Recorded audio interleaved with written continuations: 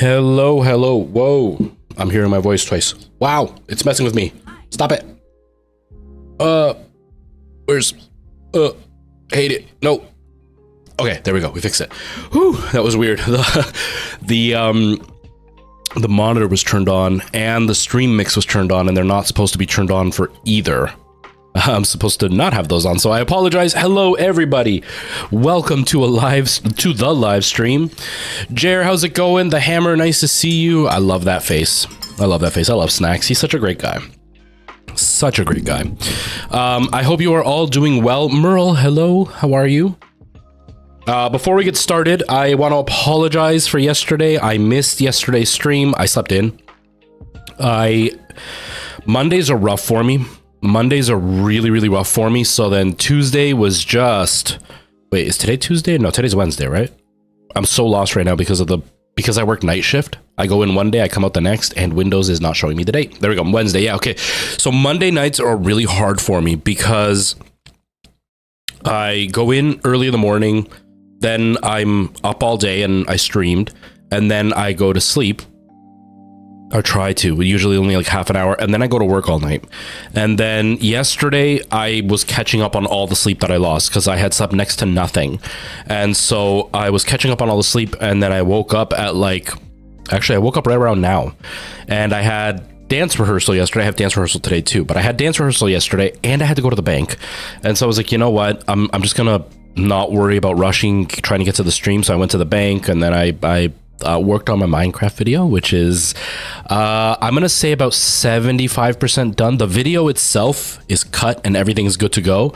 I just want to add a few memes that I have some ideas for. I'm trying to write some music for it because, there's the intro and the outro. I want to make a song for that. Something that suits Minecraft and is a little bit lighthearted and stuff.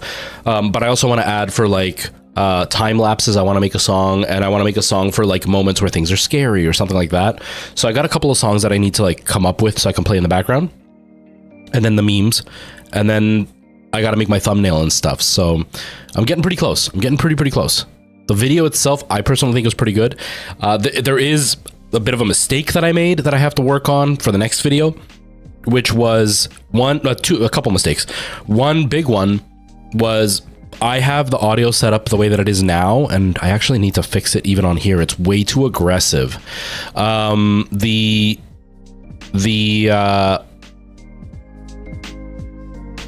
setting that I have that turns the volume down when I am talking tends to be a little bit too aggressive. And so what ends up happening is that better? I think that's better. Maybe turn this up a bit more. Okay.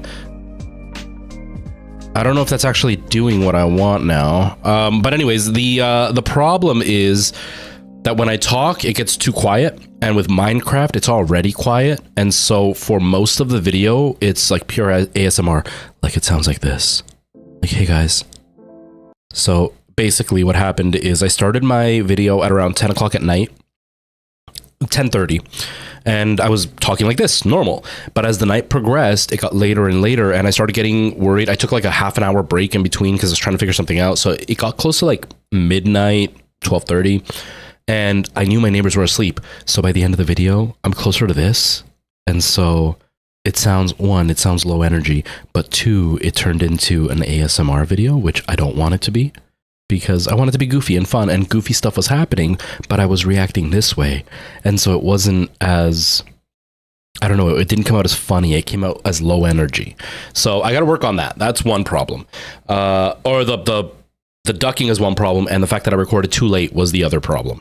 So I need to record earlier. So my plan is tomorrow I don't stream. Tomorrow I'm going to record the next episode, and I'm going to do it around this time so that way I can be loud and goofy and whatever, and I don't have to worry about waking up the neighbors. And I'm going to disable the ducking, and I'm going to try to record the audio on a separate thing so I can have the game audio and my voice audio be totally separate so I can control it later. That way I don't have to worry about ducking or any of that weird stuff happening, and then hopefully that'll be good enough. I'm really excited for the video. I think it's pretty decent. For my very first time doing a video like this, I think it's pretty good. I definitely have some stuff that I need to learn. editing this kind of footage is very different than editing what I'm used to. And as you can tell right now, I have a bad habit of pausing as I'm thinking what I want to say, because I speak really, really quickly, and then I have to stop and think of the next thing I want to say, and then I continue speaking. Part of my masking, I don't want to say things incorrectly. And so the video is really hard sometimes because I pause, and the whole thought is a really good thought, but I don't want to chop up a 30-second thought like 6 times to get it to all fit. So I've got to work on getting my cadence a little bit smoother, but I'm very excited. I'm very excited. How are you feeling? How are you? Ooh, Merle, how's the internship going? How's the internship going? To everybody, I really appreciate you all hanging out. We're going to be continuing with some Dead Space. I've already got it turned on and everything, so we're going to go pretty quick. I just want to eat my toast and then that's it. We are just continuing with Dead Space for now. I still haven't set up my quest, which... Oh yeah, it's over there. I was like, did I leave it in the other room? It's over there. I still have to hook that up so we can play some of that Exorcist game, which I'm really excited for. You're flying high. Are you feeling okay though? Are you feeling okay? And even if you pass out, we win. Pass out. Sleep. Hammer, how you doing? How's your day going? But yeah, so that's kind of it. As far as updates with the rehearsals, we had our first dance rehearsal yesterday. Our director is much kinder than some of the other directors I've worked with. They're not actually mean directors or bad directors. Just the other directors, they really put a high standard for dancing, and I can't dance. And so I was really anxious, but this director is very much about just like taking some basic steps. Step ball change, grapevine, like really basic stuff, which is really nice because that lets me relax a little bit. It's also really challenging because you've seen him pop in a few times. My buddy Ian, him and I are doing the same thing, like we're swapping in and out. So he's playing the lead, and when he's the lead, I am like, he's playing the bad guy, I am one of the ensemble, one of just like the background people. And then when I'm the bad guy, he's the background guy.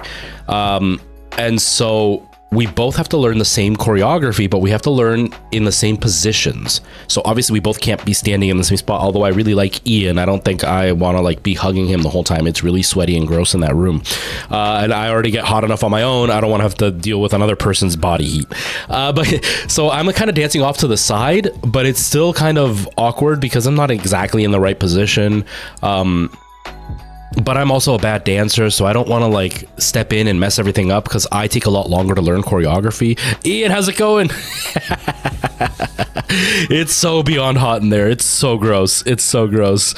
And so like it's I'm thankful that the choreography is not as complex as it could have been, because it could be very complicated choreography. The music is really fun and it's very upbeat, and there's a fairly large cast, so she could have done some really wild stuff and she didn't, thankfully. But it's still tough for me because I'm not a dancer. I can't dance, and I have a horrible memory, especially for choreography. So we'll see how it goes.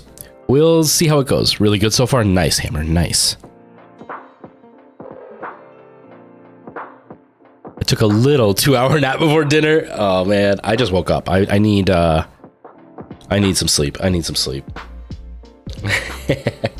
Yeah, we'll get there, Ian. We'll get there. I at least know some of the basics of what we're doing. It's gonna take me a little while just practicing, but it's fine. I'm not too worried about it. I think we'll get there. Are you wearing like diaper underwear, we win? Because that would be the sexiest. That would be the sexiest. We win. I'm so glad that you're feeling better though. I'm so glad. Can't wait for you to get home and be able to just like put this all behind you, all of it.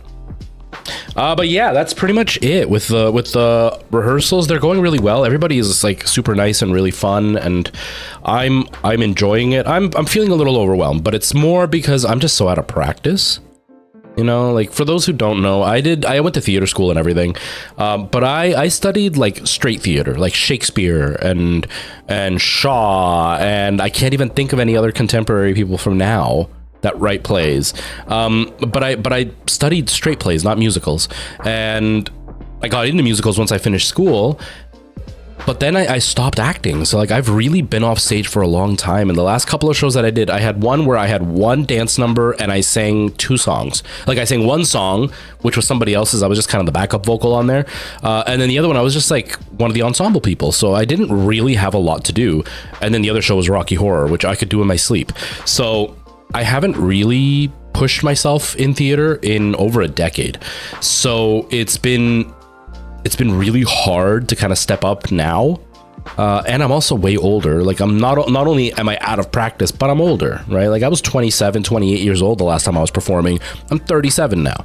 I'm not an old man by any means, but the lack of practice and getting older has definitely set me behind, and I can really feel it. So I'm just feeling a bit overwhelmed, more so because I didn't realize how much I had lost versus it being too much to handle.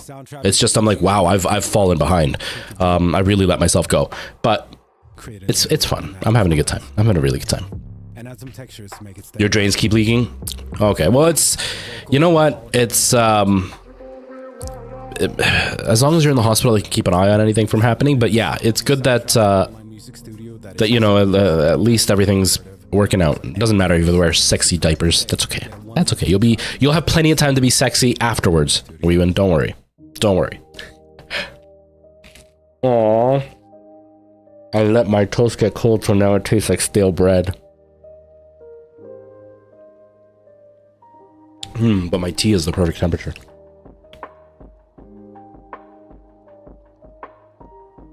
I'm happy for you though, Weewen. I'm really happy for you. I'm not tired today, thank God, but I'm feeling lazy. That's the word. I was like, I feel tired, but it's not like I'm sleepy tired. No, I'm just feeling lazy. You know, today's the perfect day for me to like just lay on the couch with like a game going, playing some kind of video game with my feet up, eating some chips. It'd be a perfect day for that. It'd be a perfect day for that for me. Wow. That's quite a lot. That's quite a lot, Weewen.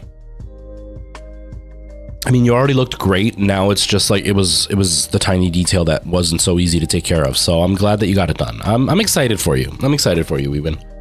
You know, as a person who has done a lot for their own self-esteem, I know how life-changing something as simple as hair can be. So I'm excited for you. I'm excited for you.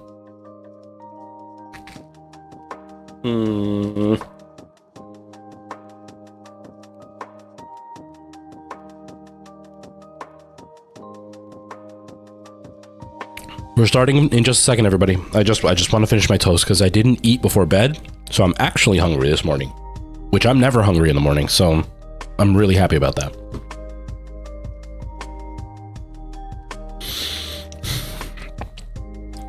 Eddie needs sleep. You want me to take another bite? That makes me feel dirty. That makes me feel dirty. But like not in a bad way, but in a way of like, should I be charging for this?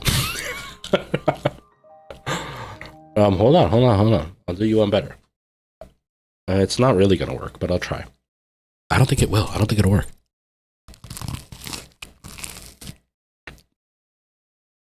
Toast eating ASMR.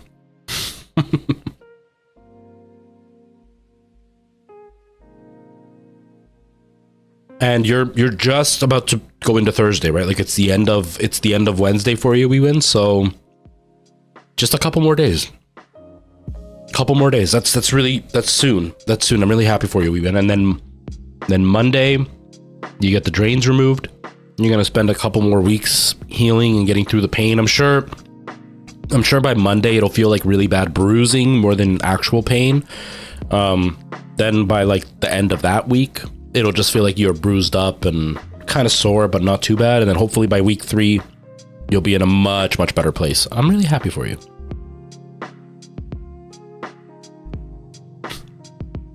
Order a whole course breakfast. I have to cook it. I live by myself. I don't want to cook all that. Are you crazy? That's why I do toast, because I'm lazy.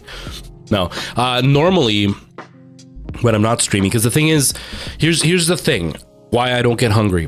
I like to eat breakfast, but I literally wake up, turn on the light, give myself 5 minutes to like not get super dizzy if I stand up, because if I stand up as soon as I wake up, I'm gonna trip and fall. So I give myself 5 minutes to kind of let my eyes adjust a little bit, and then I get right up and jump into the shower. So like I don't have any unwind, it's literally up and going. And so it's very, very hard for me to kind of get into the hungry part of my morning. I normally need about an hour to get hungry. So traditionally when I get up and I don't have to stream, I'll get up, you know, I'll do my stuff, I'll get my shower and everything, and then I get ready for breakfast, and then I'll do something like I'll make some eggs with some sausage, or I'll do like last week I did an egg, some home potatoes and sausage, and then I made French toast with proper maple syrup. It was a delicious breakfast. It was so good, but I gave myself heartburn because I put hot sauce, ketchup, and then the sausages are acidy, so like I had a lot of heartburn after that. But I make myself a pretty decent breakfast. But when I get right up to stream, I know I'm not super hungry and I'm in a rush, and this takes 30 seconds. That takes like a half an hour. Although I love breakfast. Oh, I love breakfast. That sounds really good, Eddie. That sounds really good. That's one of my favorite things when I have, if I've ordered like Popeye's chicken or some kind of fried chicken the night before, the next morning I get some of that chicken and I put it in with my eggs and just, I'm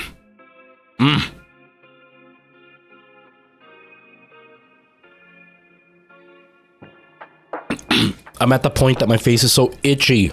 I hate it. Not to mention when my beard gets about this long, I start to break out. My skin doesn't like it. My skin doesn't like it. So like I'm getting this, I keep getting pimples here because of the night mask that I wear. But I'm getting pimples like here. I have one right here. I had one over here yesterday. It's the worst. Cold water. Cold water's, I like cold water, like not for breakfast. No, I like apple juice for breakfast, or tea or coffee. Cold water for me is just for hydrating. So like if I'm working or I'm in the middle of rehearsals or I'm just like sitting on the couch, I'm like, I need something to drink. I haven't drank in a while. That's when I get cold water. Okay. We are going to continue with some Dead Space. I'm really, really excited. I'll remove this because it kind of gets in the way because the camera angle is kind of weird. Eddie, we are going to play some Dead Space. You asked right as I was saying, a perfect timing. We're going to be playing some Dead Space. I'm about to start right now. We've been playing for a few streams now. I think this is like stream 4 that we've been doing it. We just beat the giant monster thing in like the cockpit of this spaceship. I don't know what the area is called. So we are now continuing from there. I'm playing on hard. I've got almost no bullets. It is going pretty rough. I've died a few times. I don't know how many, but I've died a few times. But I'm excited. I'm having fun. I am gonna set up. I just haven't gotten around to it because like I've been on the go the whole time for the last week. Like even today, as soon as the stream is done, which I'm aiming to be done in about 2 hours from now. As soon as I'm done my stream, I gotta make myself some dinner. And then I head right to rehearsals, and then I'm there till 10 o'clock. Then I come home and I sit around for 2 hours, and then I go off to work again. And then I get home at around 7:30 today, or tomorrow morning. I get home at 7:30. I go to bed. I wake up. So like I'm gonna be on the go until 7:30 in the morning from this point forward. And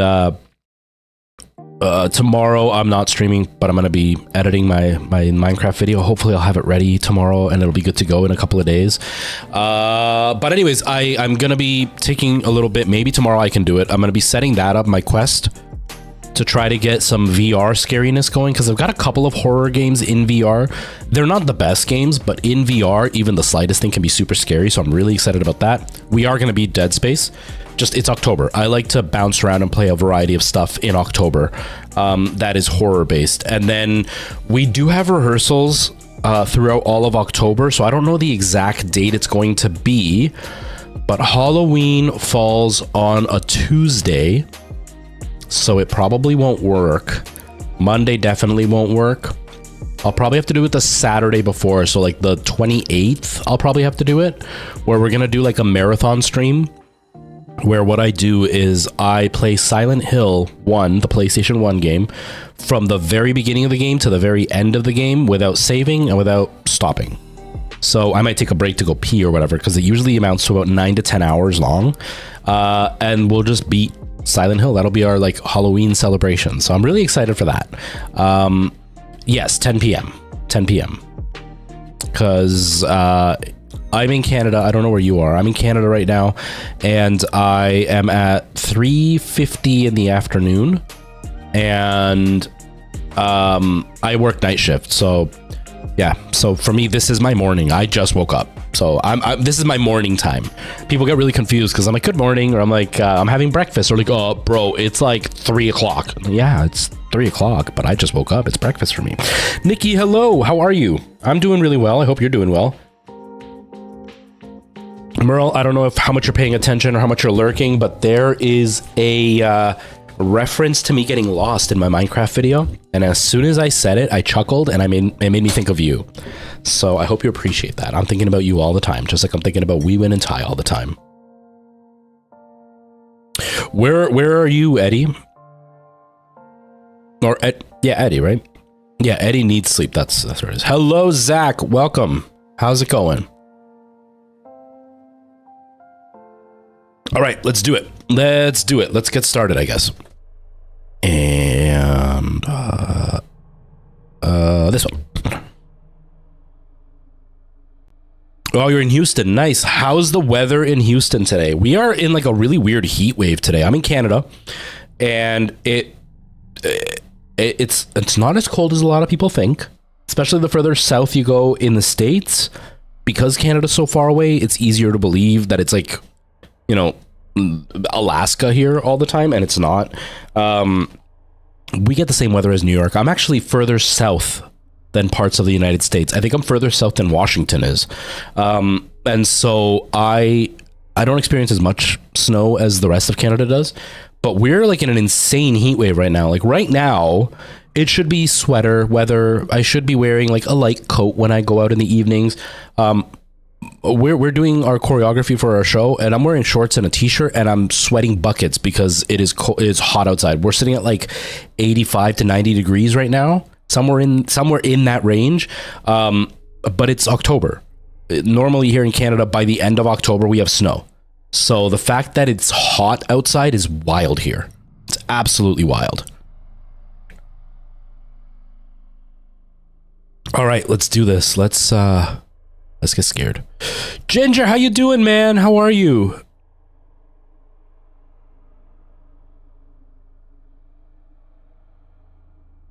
Oh, Wee Win, are you getting a headache? Oh no. Oh no, Nikki has a headache. Nikki has a headache. After drinking a Red Bull, be careful, Nikki. Red Bulls could actually make the headache worse. Be really careful. They sent you to Texas and you're dying? I like Texas weather. I like Texas weather. Although I found it really funny when I was in San Antonio. I was there mid-January, and it was like, I don't know what the weather would be. I don't know. I don't know freedom units. I'm sorry, everybody. I'm sorry. I don't know freedom units.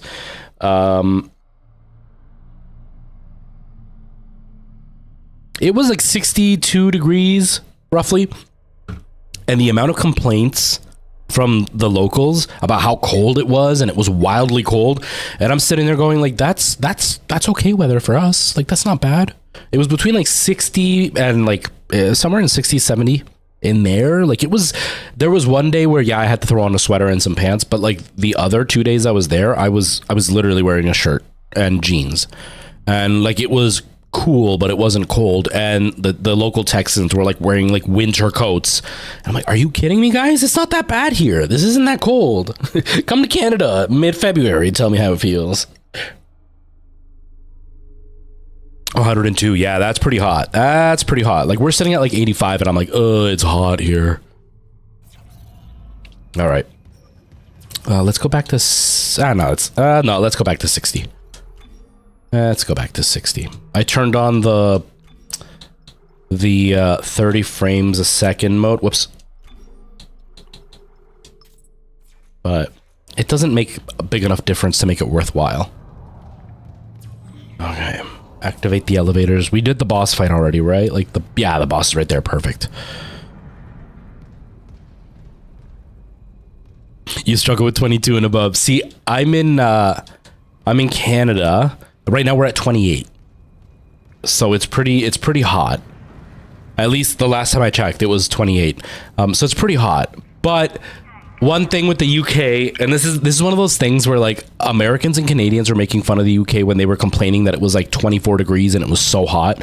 But in defense of the UK and like making fun of the rest of the world, the UK isn't built for the hotter weather, right? Like a lot of houses in the UK don't come built with air conditioning. They're not built in a way to deal with the heat.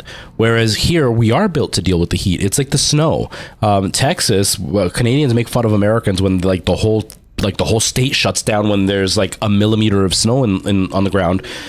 But Texas doesn't have a whole fleet of salting trucks and plows to move the snow and heating equipment to heat big buildings. That's not needed there. So of course they're going to come to a standstill because they don't have anything for that kind of weather. It's kind of like Canada and the States, but Canada, we build our houses the way that they do in Europe as far as the materials we use, and that makes zero sense because our weather is nothing like weather in Europe. So why would we build our houses like they do in the UK? It doesn't make sense. Which is like really, really dumb to do, but that's what we do and we continue with it. It's funny. People are weird. People are silly sometimes. Silly sometimes. I think that's the nicest way to put it. Yeah, whereas here, when I was growing up, air conditioning wasn't common. I remember only the rich kids had air conditioning. And then it became, when I was like 11 years old, it became easier for people to buy the window air conditioners. You could pop it out the window and cool your room. And then little by little, everybody started adding air conditioning units to their homes.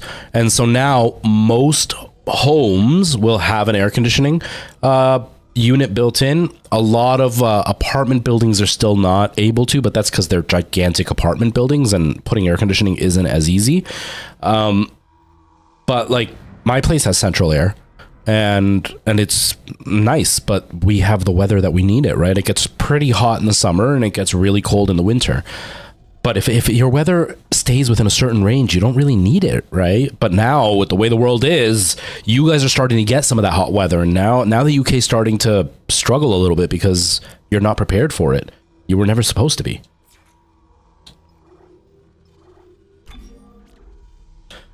Okay, so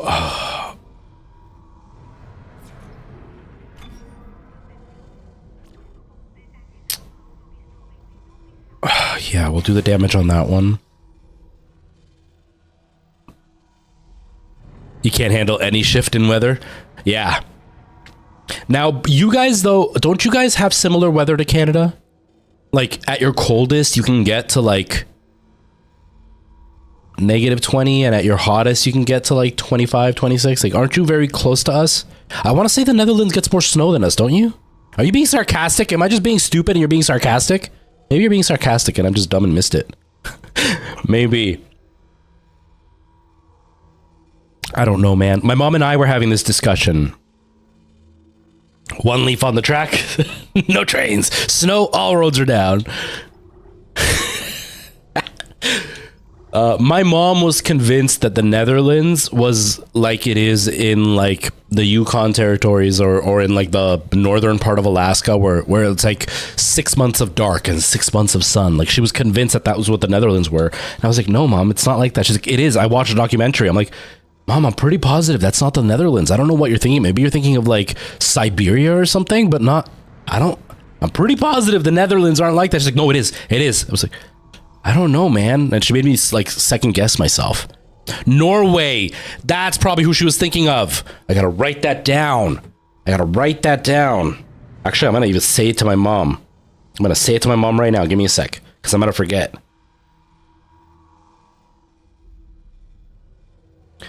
¿Te acordás cómo estuvimos hablando que pensabas que Netherlands tiene noche todo por días y días y días porque nunca sale el sol? No, no es Netherlands, es Norway. Norway es que tiene eso. Acabo de preguntarle a mis amigas y me dijeron, no, no, Norway, no ellas. Así que es Norway, no, no Netherlands. I don't actually know how to say Netherlands in Spanish, funny enough, because I looked it up and the translation says the below lands. And it's like, that's not, but it said it as separate words, like the below lands. I was like, that's not the name of the country. I don't know what the name of the country is. Cause like for German, we say Alemania, which doesn't sound anything like Germany. Just like it doesn't sound anything like Deutschland. Like all three of us have totally different ways of saying it. So I didn't know how to say Netherlands, and I still don't know. Holanda? Oh! Then how do you... Wait. Hold on. Holland... Then Holland is a city? I'm sorry, I don't know my geography very well in Europe. Holland is a city then, right? Is that it? Los terrenos.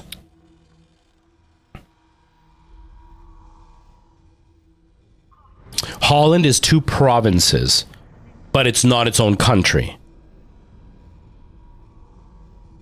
Now I'm even more confused because in my mind, there's country and then either province or state and then cities or like regions and cities. But now there's another one. So like there's a country, then there's Holland, whatever that is, then there's provinces, and then there's cities. Okay, so Holland is the Netherlands.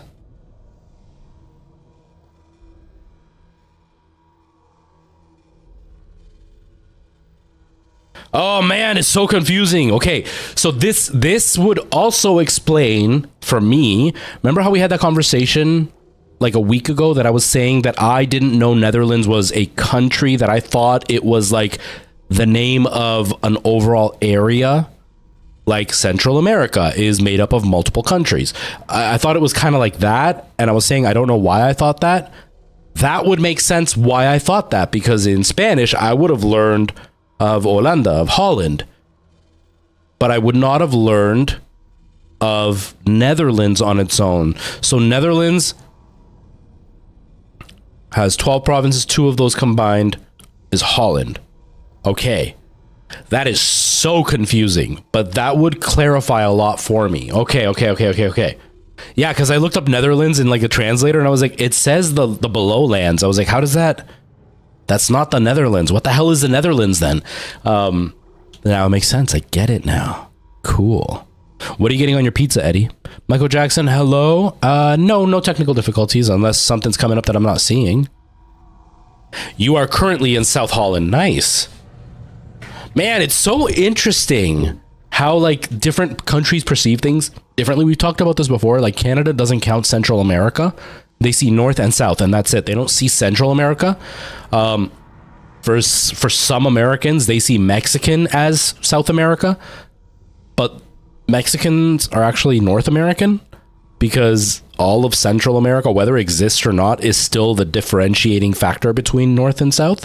So like Mexicans are never South Americans, but for some reason, a lot of Americans think that. And it's like, no, man, like Honduras and under would be considered like South America.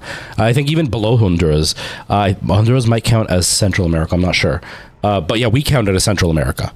But apparently other countries are telling us we're not. We don't exist, which is really weird.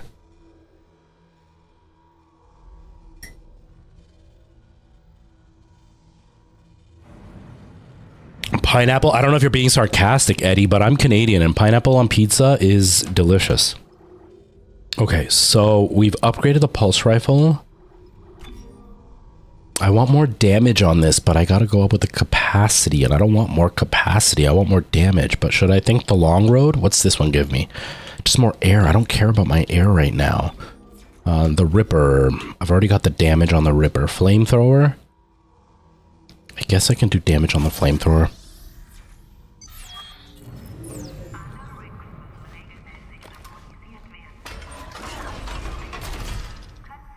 Yeah, Zach, you're on the same page as me then. Yeah. I think it has more to do with the mentality of some Americans. I'm not saying all Americans, because I know it's not all Americans, just like not all Canadians are nice. I think it's the mentality of a certain group of Americans that want to differentiate themselves from the brown people. We are not the same, so they want us to be counted as different, so they count Mexico as South America. These are also usually the same people who can't point out the US on a map, or that don't realize how small the US is in comparison to other countries. Not that US is small, it's huge. But there are countries that have much bigger spaces between towns and stuff. And so like the people that think that way tend to also consider Mexico as South America. Again, not all Americans, because not all Americans are that way. I have some wonderful Americans in my life, like Ginger, that I absolutely adore. But there are some Americans, because we have Canadians that are exactly the same way. They're exactly the same way. We have Canadians. This is what makes me laugh. We have Canadians that will cite like the Fifth Amendment or like the First Amendment, their First Amendment rights. We've had people argue about their First Amendment rights here in Canada. But if I'm not mistaken, the First Amendment in Canada, in our Constitution, is that Manitoba exists. That's our First Amendment. So they were upset because they were losing their right to acknowledge Manitoba existing. I don't know. Morons. So we have them here too. Stupid people. Stupid people. Oh, man. Yeah, most of the world learns about North and South. They don't learn about Central. My opinion, because I'm not going to say this is why it happens, but my opinion is it's very much the whole colonizing mindset of like, you are all going to tell us what is right instead of acknowledging us. You know what I mean? Because like in all of our media and all of our music and everything, we always acknowledge Central America.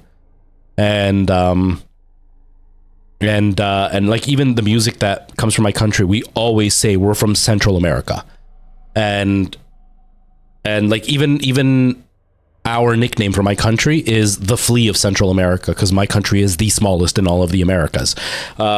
But the rest of the world doesn't like to acknowledge it. Most of the rest of the world doesn't like to acknowledge it. So it's kind of that whole thing of like, you acknowledge something is going on with you and everybody else goes, no, you're wrong. And it's like, no, man, like I like to eat pears. And everybody goes, no, you don't. But what do you mean? No, I don't. You can't tell me that I don't like pears. I like pears. And they're like, no, you don't. It's kind of like that kind of mentality. It's really weird. You say morons and I have a beard. How's it going, Seven? How are you? How are things? But yeah, it's kind of that whole mentality. Most of the world doesn't acknowledge it. God's sakes, Ben, listen to yourself. The issue is in crisis. You've cut us off. I dropped geography. So yeah. I'm really bad with geography, as you can tell. Captain Benjamin Matthias unfit for duty. Oh. Ben, you're not yourself. Let me help you. Traitors, get your hands off me! This is my ship! Oh my God, you. Ouch. You saw. Ouch. Doctor, you just killed the captain. We have to take you in. I can't. If the others from the church get a hold of me. Stop! There was a video that went around the internet. I'm gonna get morbid here. There was a video that went around the internet of like some gangsters, like actual gang bangers, not this crap that you see in like your local town. Some guy wearing baggy pants pretending like he's some race he is, and like he's some gangbanger who like the worst thing he ever did was steal $20 from his grandmother. These are like the guys you want to be scared of. These are guys that like I've been held at gunpoint by, and it is the scariest thing in the world. Where there's a video, seeing what I just saw there, of a guy who stole from a dealer, and the dealer took needles and did that to each of his eyes. That was his punishment. It was horrible. Like, could you imagine? I don't even want to imagine. Oh my God. I get friggin' an eyelash in my eye and I lose it. Holy crap, man. What other hobbies do I have? Well, I do my musical theater thing. I do, I used to play music. I don't play music anymore. I like to draw, but I have a really hard time sticking with it. Like I'll get into a really deep phase of drawing for like a couple of weeks every single day, and then I stop, and then I just don't go back to it. Now I have issues with my hands, so it's harder for me to draw even more. I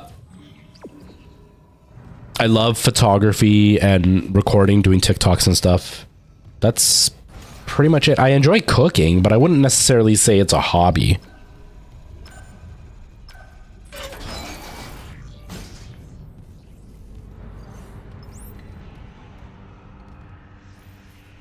That aren't part of my content. I don't know. I don't think I know very much.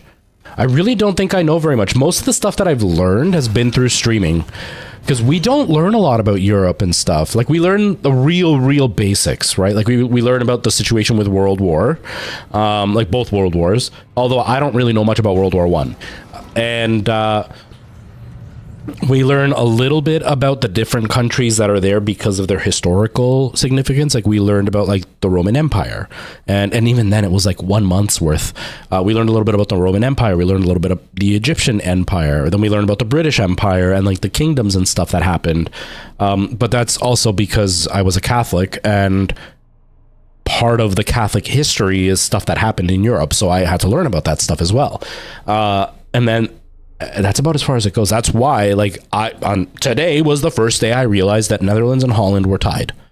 Yet, so complicated. No idea. I didn't know Siberia was part of Russia. I had no idea. I thought Siberia was its own thing, and it might even still be, and I'm just misinterpreting it right now. Or I didn't know about Cambodia and Vietnam and their differences. Like, I don't know a lot about the rest of the world. We learn about Canada and the States. That's pretty much what we learn. I'm thinking it's gonna have to change soon because the world is so easy to travel now. I'm old. World travel wasn't as easy back then. 7, how are things going? I hope you're doing okay. Hope life is treating you okay. Okay, so let's do this. I have no idea, Merle. I have no idea. I thought it was part of Russia, or is it its own country, but Russia is kind of like how England was like in charge of parts of like India or whatever. Is it like that? Maybe that's what it is. Okay, yeah. So like, hi, Night Owl. How's it going, man? Yeah. So it's kind of even like how we are with the UK, where like technically we are a whatever that thing is called of the Queen or King now, where technically everything that our Prime Minister does is under the observance of the King. But if we wanted to, we could like go above the Prime Minister and go to the King and ask, and the King has all the power to like veto anything that the Prime Minister does. Just like in Canada, this is something that a lot of Canadians don't know. In Canada, we don't own any of our land.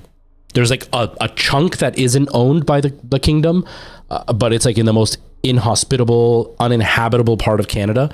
Although the treaties say that the indigenous reserves are their own land and not part of the kingdom. But like if I buy this house and the land that's around it, I'm buying the house, I am renting or leasing out the land. But the king could literally come to my house tomorrow, knock on the door and say, "This is my land. Get the fuck out." And I'd be like, okay. And I have to like pick up my house and take it with me because he owns the land and I can't do a thing about it. Something that a lot of Canadians don't realize. But I'm guessing it's kind of similar to that, right? But he never does because democracy. Exactly. Right? They could, but they don't. And again, because they're more of a status figure and a representation of what England is. Whoa! They know also not to push boundaries too much because they know that that will also weaken their stance. So they almost give up power to maintain power, if that makes sense. So it's kind of the same here, right? Like we're technically our own country. We do our own thing. But technically we are under the control of the king. But how often does the king come to Canada?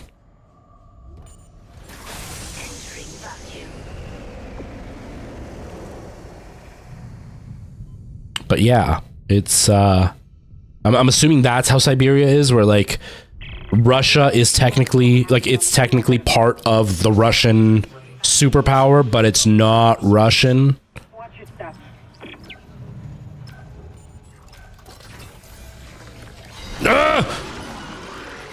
Yeah, that's the only reason I even learned anything about Siberia. Wait, I used Google. Siberia is a region. Most of it is in the Asian part of Russia. Yeah, that's the only reason I learned about Siberia at all. Was I was watching a thing about like North Korea and the people escaping and stuff, and then they were talking about Siberia as like a tangent, and you see the Siberian indigenous population and they're all Asian, or they look Asian. Whereas when you think Russian, you think blonde hair, blue eyes, you think Vladimir, you think this guy right here, but you don't think Siberian people looking the way they do would be Russian. And I was like, that's really weird. And then I remember hearing about how like Siberia is like the worst part of Russia, as in like the most inhospitable. The weather is the worst and it's cold and horrible. And I was blown away because I was like, wow, like I knew Siberia looked different, like the people there, so I just assumed they were their own thing, and then finding out they were part of Russia, I was like, that's wild. But that's as far as I looked into it. So because of the Siberian tiger. See, and when I was a kid, I didn't put that together. I learned first about Siberia because I worked at a place and there was a guy that nobody liked, and he was Siberian, and people said that. And they're like, the Siberian guy, nobody likes him. But it still didn't click in with Siberian tiger. I don't know why I didn't put that together. It's kind of like not the prodigal son, the Good Samaritan. Everybody says the Good Samaritan, and they think of that as being like a word for stranger or something like that. And it's like, no, man, a Samaritan is a person from wherever they were from. I don't know what country that was at the time. But it's like saying the good American, or saying never mind, or like saying the good Mexican, or the good Englishman. Like it was like one of those. It was, and now it's just turned into something totally different. So for me, that's what I thought of when I thought of Siberian tiger. I don't know why. I know why. I'm an idiot, but still. Oh God! Oh God!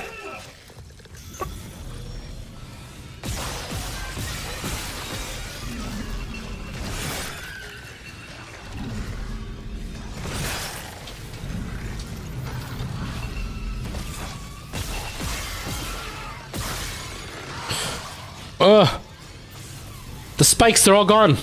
Give me another spike. Uh-oh. Uh-oh. Uh-oh. Oh. Siberian Huskies. Yeah, Siberian Huskies too. That's another one.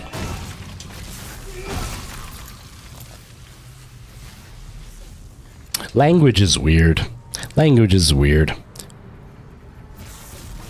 Did I pray today? I prayed that dumbass religious people would stop spewing their garbage in my chat. I prayed for that. I prayed that dumbass religious people would stop harassing people about their make-believe cloud guy. I prayed for that. You know? Because I'm a Catholic, and I respect the fact that other people have different beliefs. And I'm not a jerk who tries to cram my own beliefs down other people's throats. Even though I don't really believe in Catholicism anymore, because just take 5 seconds to look at it. But like, I prayed for that maybe they would stop using a Bible as an excuse for hateful, bigoted, disgusting actions. That's what I prayed for.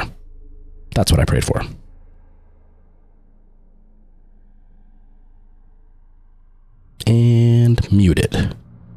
And blocked.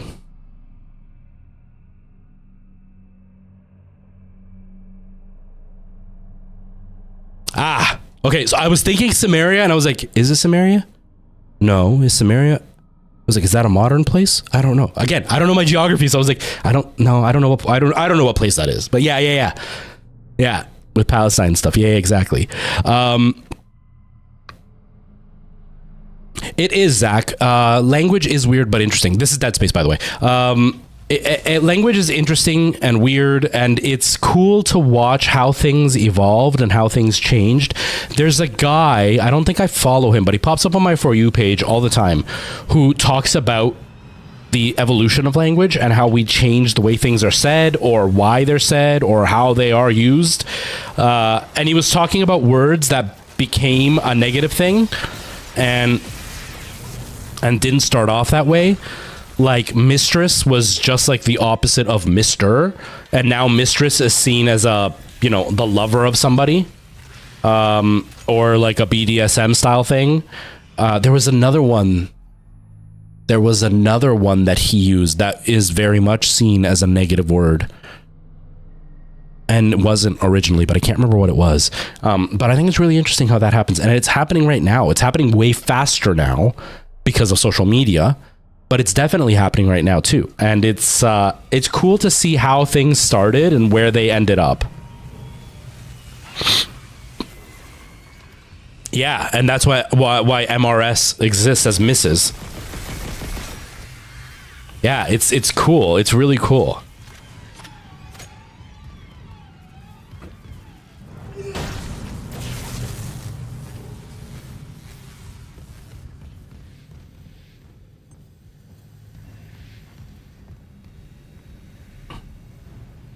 No, it's language is interesting. Language is very, very interesting.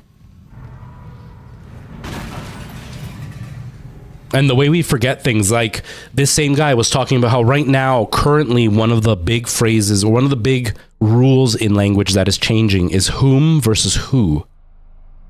Where the only time, if you really think about it, the only time most of us actually use whom on a consistent basis, except for like the people that are very much into correcting other people's grammar, is to whom it may concern. But outside of that, it's hit and miss whether somebody's going to say who or whom. And the rule is not as uptight as it used to be. Like before, it was really, really strict that like this is when you use it and this is when you don't. And now it's not as strict, and it's loosening more and more every day. And it's just really, really interesting to watch it happen and see how it's a rule we know and we all understand, but nobody adheres to it as strictly anymore. It's cool. It's really cool. Language is really, really interesting. You never use whom. Yeah, like I said, the only time I really use it, sometimes I will use it occasionally when I'm certain sentences, it'll come out. But most of the time I just stick with who, except for to whom it may concern. But that's more of like the whole phrase is just that one phrase. Which again, very, very interesting how language works that way. Power transferred from mining administration to ADS cannons. Or there was a video of this girl laughing at somebody.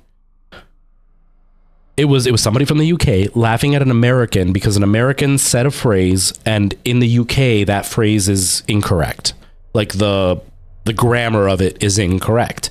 And this other guy who's like a big language hobbyist, I don't know, he's really, really interested in language, was talking about how what she is doing shows her own ignorance because each region has their own way of saying things. And then he brought it right back to her, and then first of all, within her own video, she had grammatical issues, and he called her out for it. But then he goes, but even between the UK and us, he's like, people in the UK will say, I don't know if this is the exact phrase, but we'll say something like, I were sat down. And he broke it down more educatedly, but basically said like, that doesn't make sense in the way grammar is written, but that's what's used. And it should be like I was sat down or I sat down or I was sitting, something like that. I don't remember exactly what it was, but it was like each region has their own way of saying things, and that will dictate how the words evolve over time. It's really interesting. It's super, super interesting. Just got an update. Power diverted from mining administration network. Or even like little like colloquial slang or like references to certain things that we don't use, that is used in like the UK and stuff. I find it so interesting to hear certain phrases. Like we talked about this recently with Night Owl, being chuffed. I'm chuffed to bits. That's something you will never hear here. And I had no idea what it... Uh-oh. Uh-oh.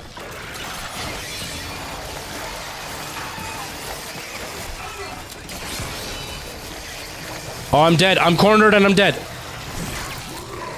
Dang it. Yeah, and it's made up of so many different languages. And when you go far back enough, because English has been judged by a lot of the world to be one of the hardest languages to learn, but it's worldwide. Like, it's the language that you can most easily communicate with other people because there's more odds that they will speak English than anything else. So it's very common, but the way it is built is much more complex than most other languages are. And so it's a hard language to learn. But if you go back far enough, some of those words are borrowed from other languages, and some of them, the way they're written is only because they wanted to sound fancy and like they were borrowed from another language. And so it wasn't even like a legitimate reason for spelling it the way that they spell it or pronouncing it the way that they pronounce it. It's just because this makes me sound more French. What? People are stupid in general. It never changes. People are stupid. That just made you sound smarter, so you started writing it that way? What are you talking about? That's why, like, foyer, right? Like, that, I think, is originally a French word. And so, like, I don't know if the people in the UK say foyer or foyer, but I know Americans say foyer, and I know here, like, 75% of Canadians say foyer. But every time I hear foyer, I'm like, oh, that sounds so ugly. But that's how it's spelled. But it's a French word, so you wouldn't say it that way. So it's interesting. It's crazy. Yes, we will say, we'll at least here in Canada, we will say dead tired. Definitely. Dead easy is less common, but I have heard it. Yeah, you say foyer? Yeah, I thought so.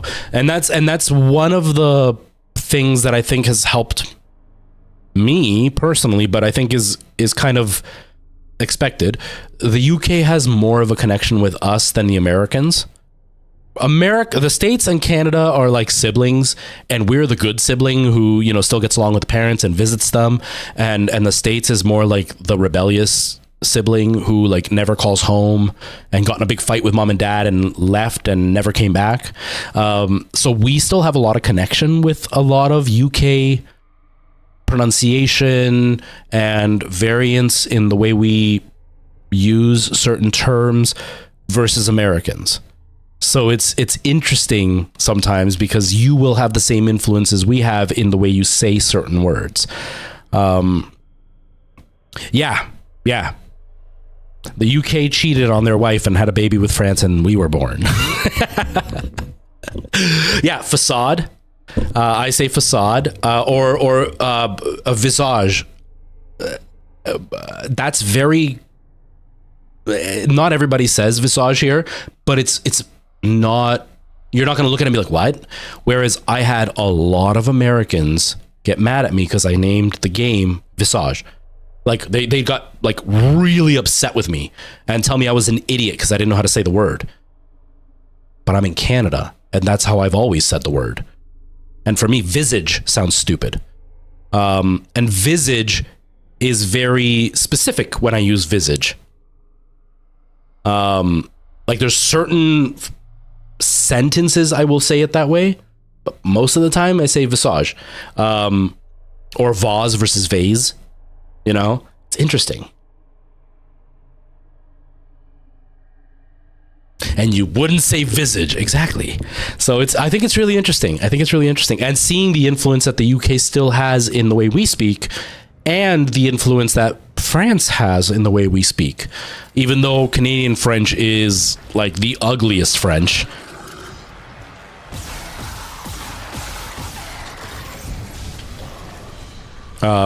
But it's cool to see, you know? It's really interesting to see. Oh. Dang it.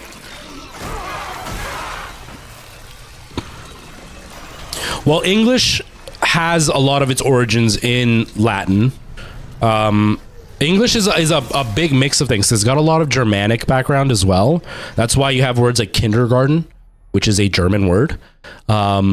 It's just like Spanish also has a lot of, I think it's Arabic built into it. And then like Central and South American Spanish has a lot of indigenous words mixed in as well. So that's why people from Spain are very snooty towards our type of Spanish, because our type of Spanish has indigenous words mixed in that the traditional Spanish doesn't. But it's also like American and Canadian English versus British English. We have certain things that Brits would never ever say, like pants. Pants is the only way we ever refer to our pants. Whereas in the UK, trousers is what they would say. They understand what pants is. It's not like it's a foreign language to them and like, what the hell is that word? They know what it means. They just don't use it. Just like for us, the reference for cigarettes is a really like demeaning word, but in the UK it's not. So like there are certain things that mold languages slightly differently. But yeah, English is a mix of a bunch of languages, which is why it is so complex and hard to really ever pick up. Exactly. And you know exactly that it means trousers when we say it. And you really, I didn't know you used pants for underwear. I started hearing recently, because the two guys that I watch that do Minecraft are both Brits, and the one guy always calls something pants when it's no good. And so that's interesting. That's really interesting. That's so cool. But yeah, it's the same with like when I'm talking to somebody from the UK, they'll say certain terms that I'm like, I would never ever use that term, but I know exactly what they mean when they say it. So it's not like I'm sitting here going, whoa, what are you trying to say to me? What are you saying? No, it's just like, okay, I know what you mean. Language is interesting. It's really, really interesting. And social media has made it even cooler because we can hear these terms that we would never hear elsewhere. Dude, did you totally just come through the vent?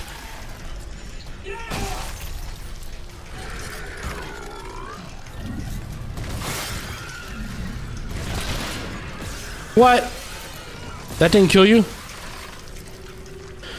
Whew. Yeah, no, it's I love the little variances. And the way, like, even tiny things, like a lot of Canadians, not all, a lot of Canadians will say new, but a lot of Americans will say new. They don't have the E sound mixed in. Whereas, like, I say new, I don't say new. Unless I'm singing and the song kind of calls for it to be said that way. But most of the time I say new. And some people get really like, oh, look at you all hoity-toity, new. And it's like, that's how I've always said it. But it's the influences. I think it's interesting. I love it. I think it's really, really interesting.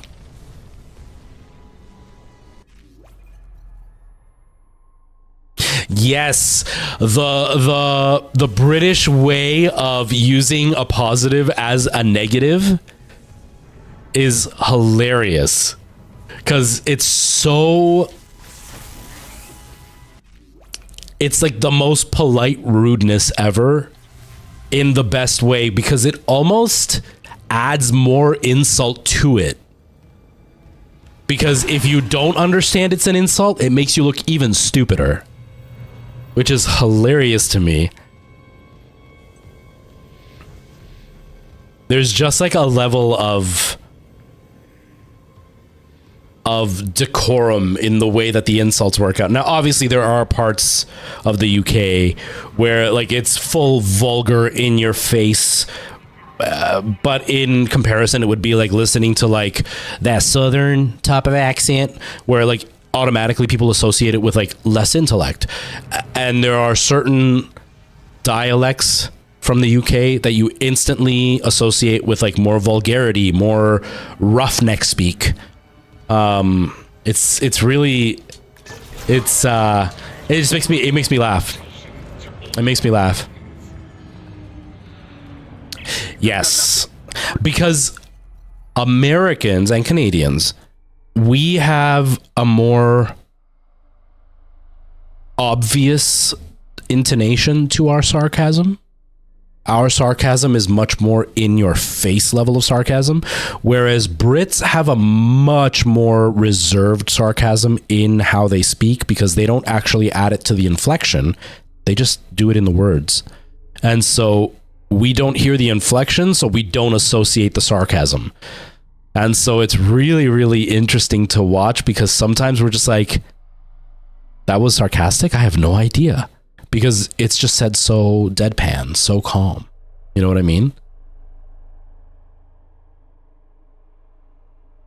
Yes, psychotic deer. And I think that is what makes a lot of the Asian languages so complicated is, first, there are sounds that they use that we don't. And then either the intonation or just the speed in way things are said can change significantly what something means. Like I know Chinese languages very heavily rely on tone. I'm pretty sure Vietnamese also does. The only reason I'm not positive, but the only reason I'm saying that is because I have a friend, him and his sister was in my class. He was one of my best friends. He was a year younger, and I used to spend all this time at his house. And her best friend was somebody who was from Croatia, I think. And she was trying really hard to learn Vietnamese. And the word from mom, my understanding, if you say the tone wrong, it changes it to monster. And she kept calling my friend's mom monster. And she just couldn't grasp. Encoder, thank you for the follow. She just couldn't grasp that it was the tone she was using that was making a different word. So I think Vietnamese is the same way, but I know the Chinese languages are very heavily tone reliant. And so just by changing the tone you use while saying it will change the complete meaning, which is really interesting.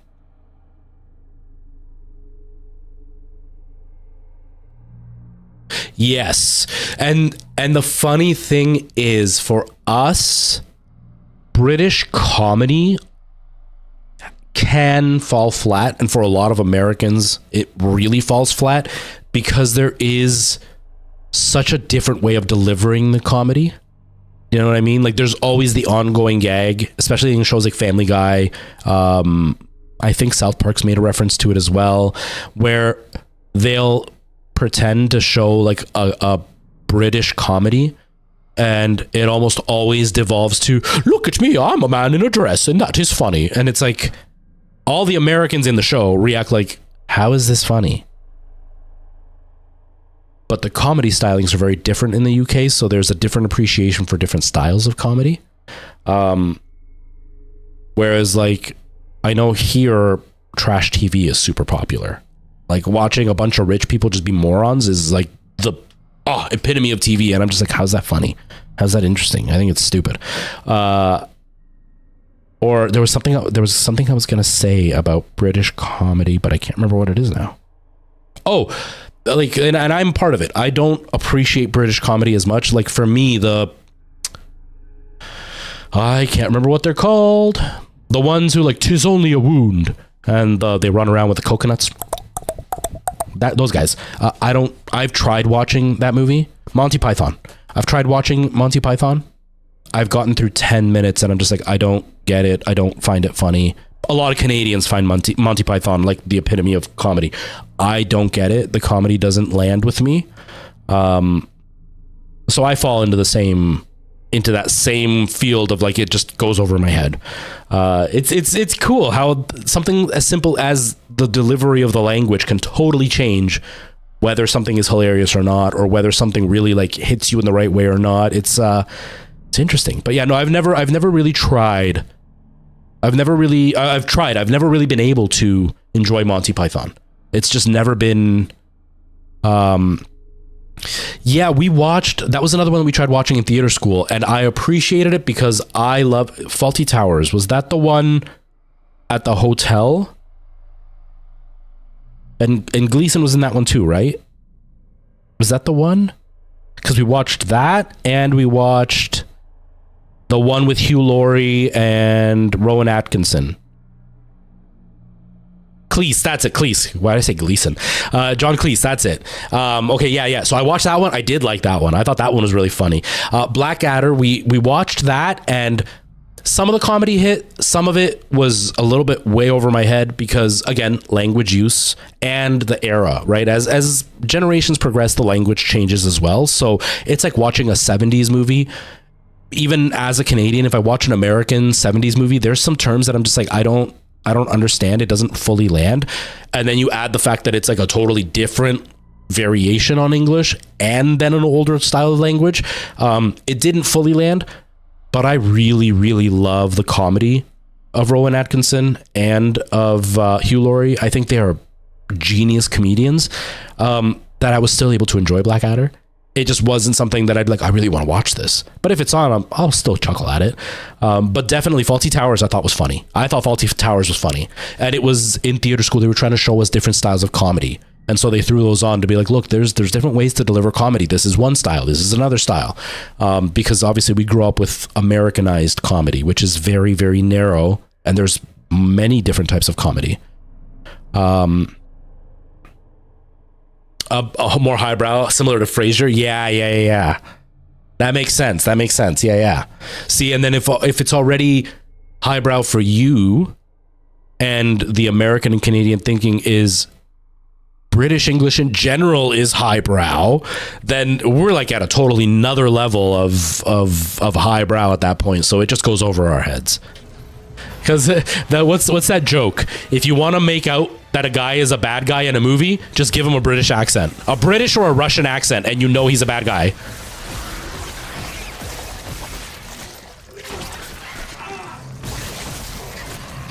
Whoa.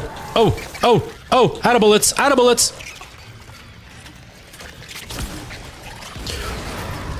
Oh, God.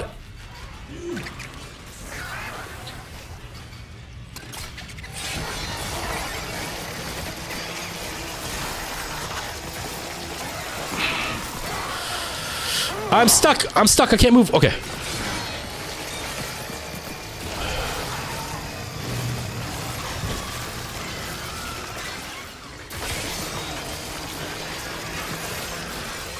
Okay. Whew.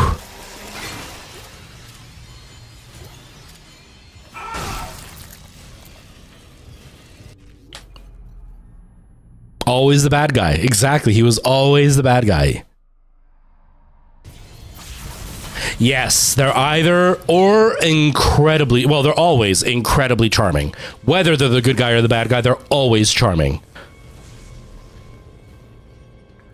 Unless it's one of those movies based in like old-timey English where you're going to have like the Cockney accent to show you the poor British person. That's how we know that that's a poor one and a rich one, because one has the Cockney accent and one has more like the royal accent. That's how we could tell the difference. Oh man. But I think we had that conversation where I can hear certain dialect differences in the UK, but there are certain ones that I just don't hear, and then there are certain ones that I just cannot mimic. Like I'll fall into the exact two dialects and that's it. It's the two British accents. That's all that exists here. That's all we know of. There are only two kind of British people, the poor one and the rich one. Oh man. How crisps in the UK, the US, it's chips. Yes.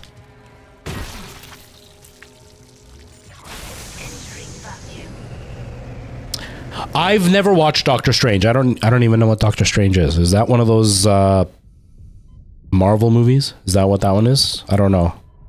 I've never watched Doctor Strange though.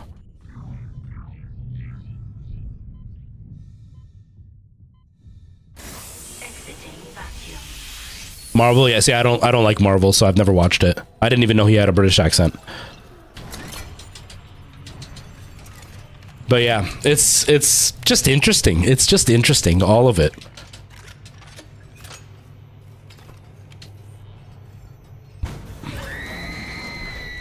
The hell was that? Oh, behind me.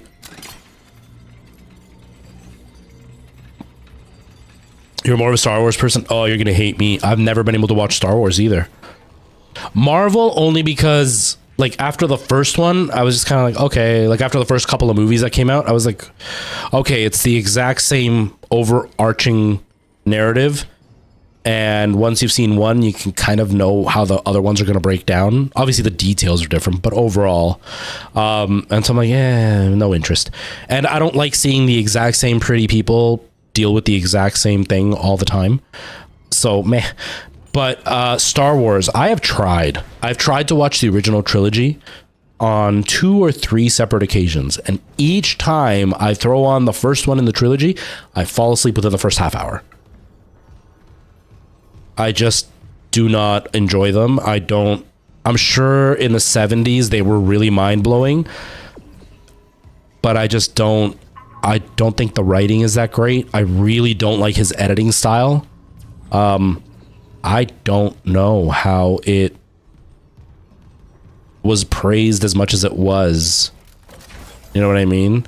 Not that the story is bad, because I've seen Family Guy, so I know the basics. Not that the story was bad. It's just I don't like his way of writing the script or the way he edited the movies, like the physical editing, like using swipes between scenes. To me, feels insanely amateur. Like, the only people I ever see use swipes in any way are home movies, or like the film student trying to make his first fanfic. So seeing like a full-blown blockbuster using a swipe in between scenes, I'm just like, oh, dude. So I'm just not, nah. The Family Guy Star Wars, only version of Star Wars I'll ever like.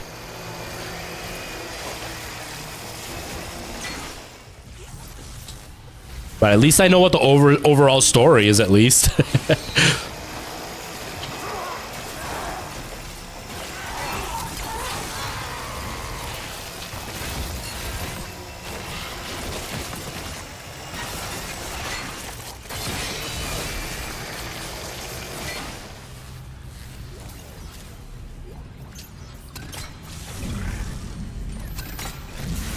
Give me your spiky arm. Give me your spiky arm. Get out of here. Give me your spiky arm right there. Dude, you're grabbing everything but the spiky arm. Literally everything but the spiky arm. Come on. What? You're not going to let me grab it? It's right there. Fine. Whatever then.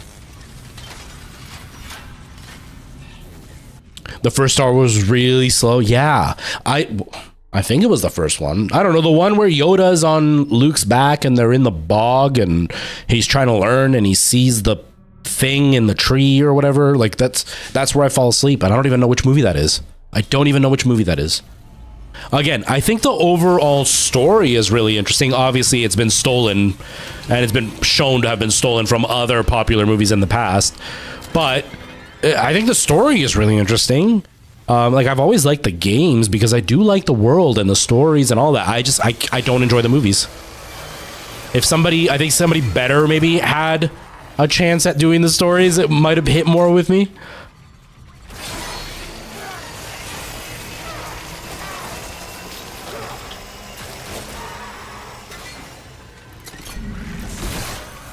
Apparently that's also the reasoning for or apparently there's a reason.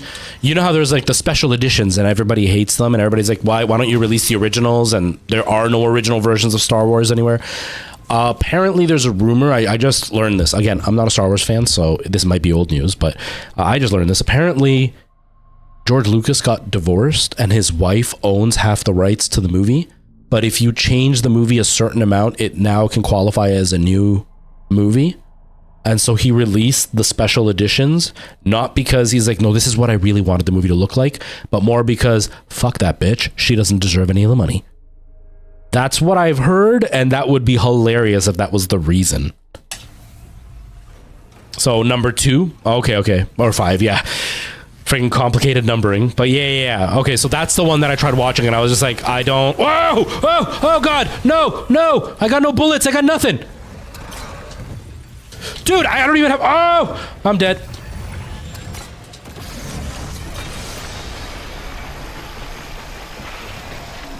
Okay, I cut his leg off. At least he can't run after me now.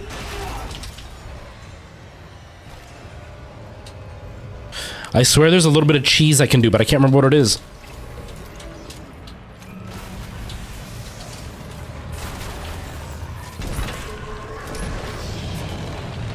Ow.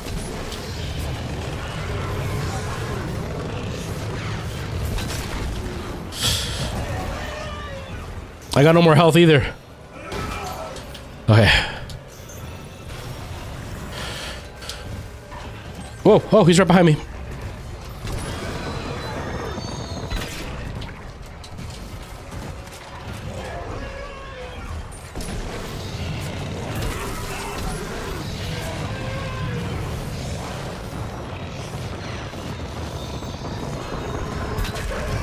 Dude, you're on fire. How are you not dead yet?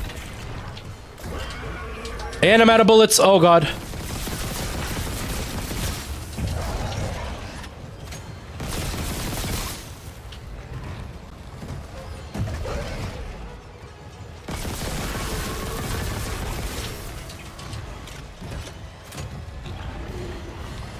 Dude, I can't see you. The camera's too close to me.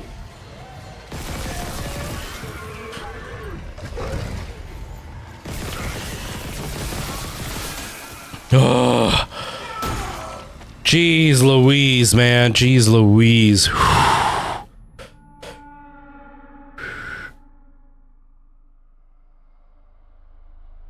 You've enjoyed the series, like the Mandalorian series? Is that what you mean, Encoder?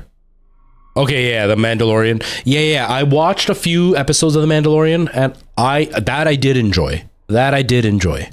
I didn't watch all of it though, because I don't have Netflix anymore.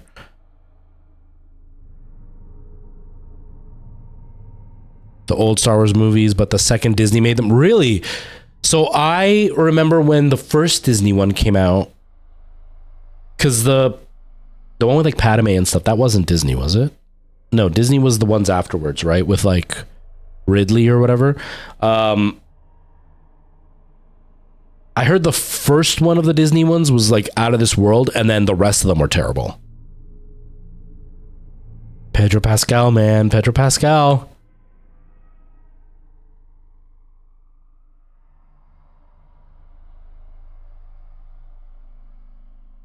Humans are just spare parts. Yeah, no, Dead Space is oh, it's so gory. I love it. I love Dead Space. I think it's great. Okay, so I need to like go. I'm gonna get hit. There.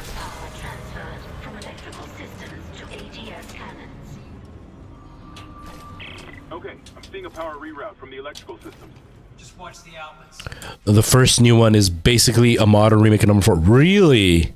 Huh, I didn't know that. Yeah, I don't have any stream platforms except for Prime, but that's because I pay for Prime and it comes with it. But out of all of them, Disney was the one I used the most, but it's because it had the shows that I watched. Netflix was a close second, but even Prime I almost never use. I just have it because I have Prime. We don't have AMC here, and we don't have HBO here. We have Crackle, which has access to those, but we don't have the full library that you guys get in the States for Americans. And so it's really limiting. So like I had Crackle for a while, but it was for Doctor Who. And I think Crackle gets us The Last of Us. And I want to say The Walking Dead. There's another platform that allows us to have The Walking Dead. I think Prime gave us access to some of The Walking Dead, but not all of it. And if we want The Walking Dead for the rest of the stuff, we have to pay another membership within Prime to get it. Like, it's so weird. It's so weird how these things are. Like, it's all greed. One more system and we'll have power for the ADS. But I just stick to YouTube, really. Like, almost everything I watch is just on YouTube.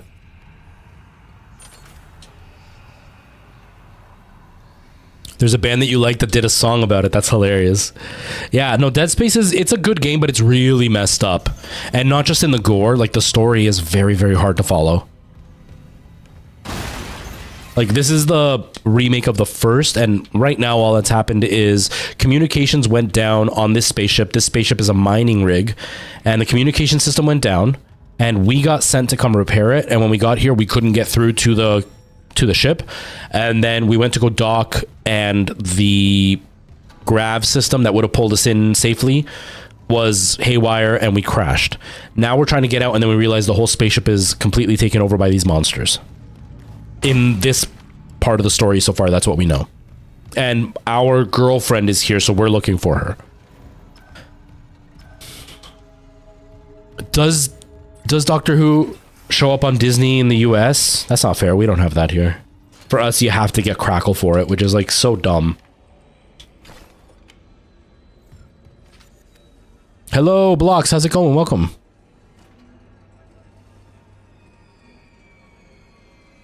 Oh, nice, Nikki. Nice. I think Disney's okay. Disney's okay. They're going to raise the price, though. But Disney at least has a decent selection of stuff because obviously they own Fox. But I just don't watch enough regular TV to make it worthwhile for me. Like I said, most of the stuff I watch is on YouTube, so... Isaac, I cracked the Ishimura's MedSci reports. They're a fucking horror show. These things mold any dead tissue into a new form. Is the BBC? Yeah. And that's why, And the rest, Make more corpses to infect. that organic shit on the walls, that's dead tissue too. The crew thought it was a habitat changer. Isaac, I'm gonna run some diagnostics. I think that's stuff spreading. there you go, encoder. So it just unlocked that part of the story. I didn't want to say anything until it was unlocked. So the dead bodies aren't spare body parts. The dead bodies are just infected and brought back to life and mutated to that alien shape. And then there's these little bat-looking things that are the ones infecting the dead bodies, bringing them to life. And then the dead bodies that are alive kill people to make more dead bodies for the little bat guy to infect.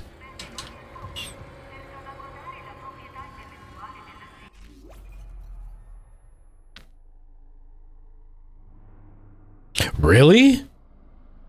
So Don Tavis, Night Owl, was just saying that Doctor Who was just bought out by Disney. So maybe that's why it's going to be on Disney in the States and stuff.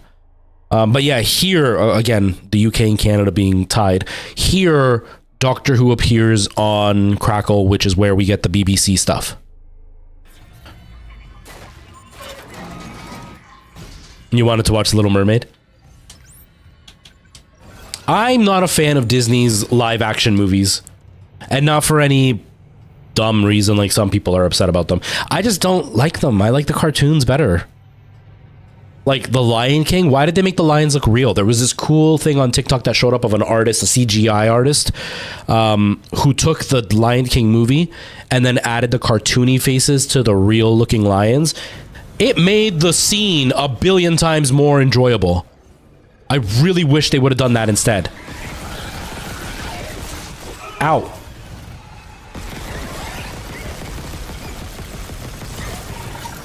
I'm dead. I'm dead. I don't have any more bullets. Okay, they bought the streaming rights, not the IP. Okay. So Don Tavis, it may not lead to a better budget. If it's just the streaming rights, the BBC would still own it, and the budget would still be the same. Now, BBC might have more money because of selling it to Disney, because I'm sure Disney didn't buy it for cheap. But I don't think I doubt it will change Doctor Who significantly. I still want to watch Doctor Who, the season with, I was about to say Sophie, but that's not, I was saying Sophie because she looks like Hidea. With whatever the actress's name is, I don't remember. I want to see that Doctor Who.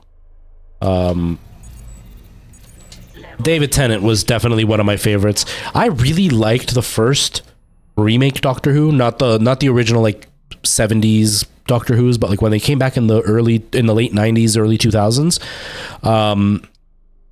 That first guy, Chris something, I think was his name.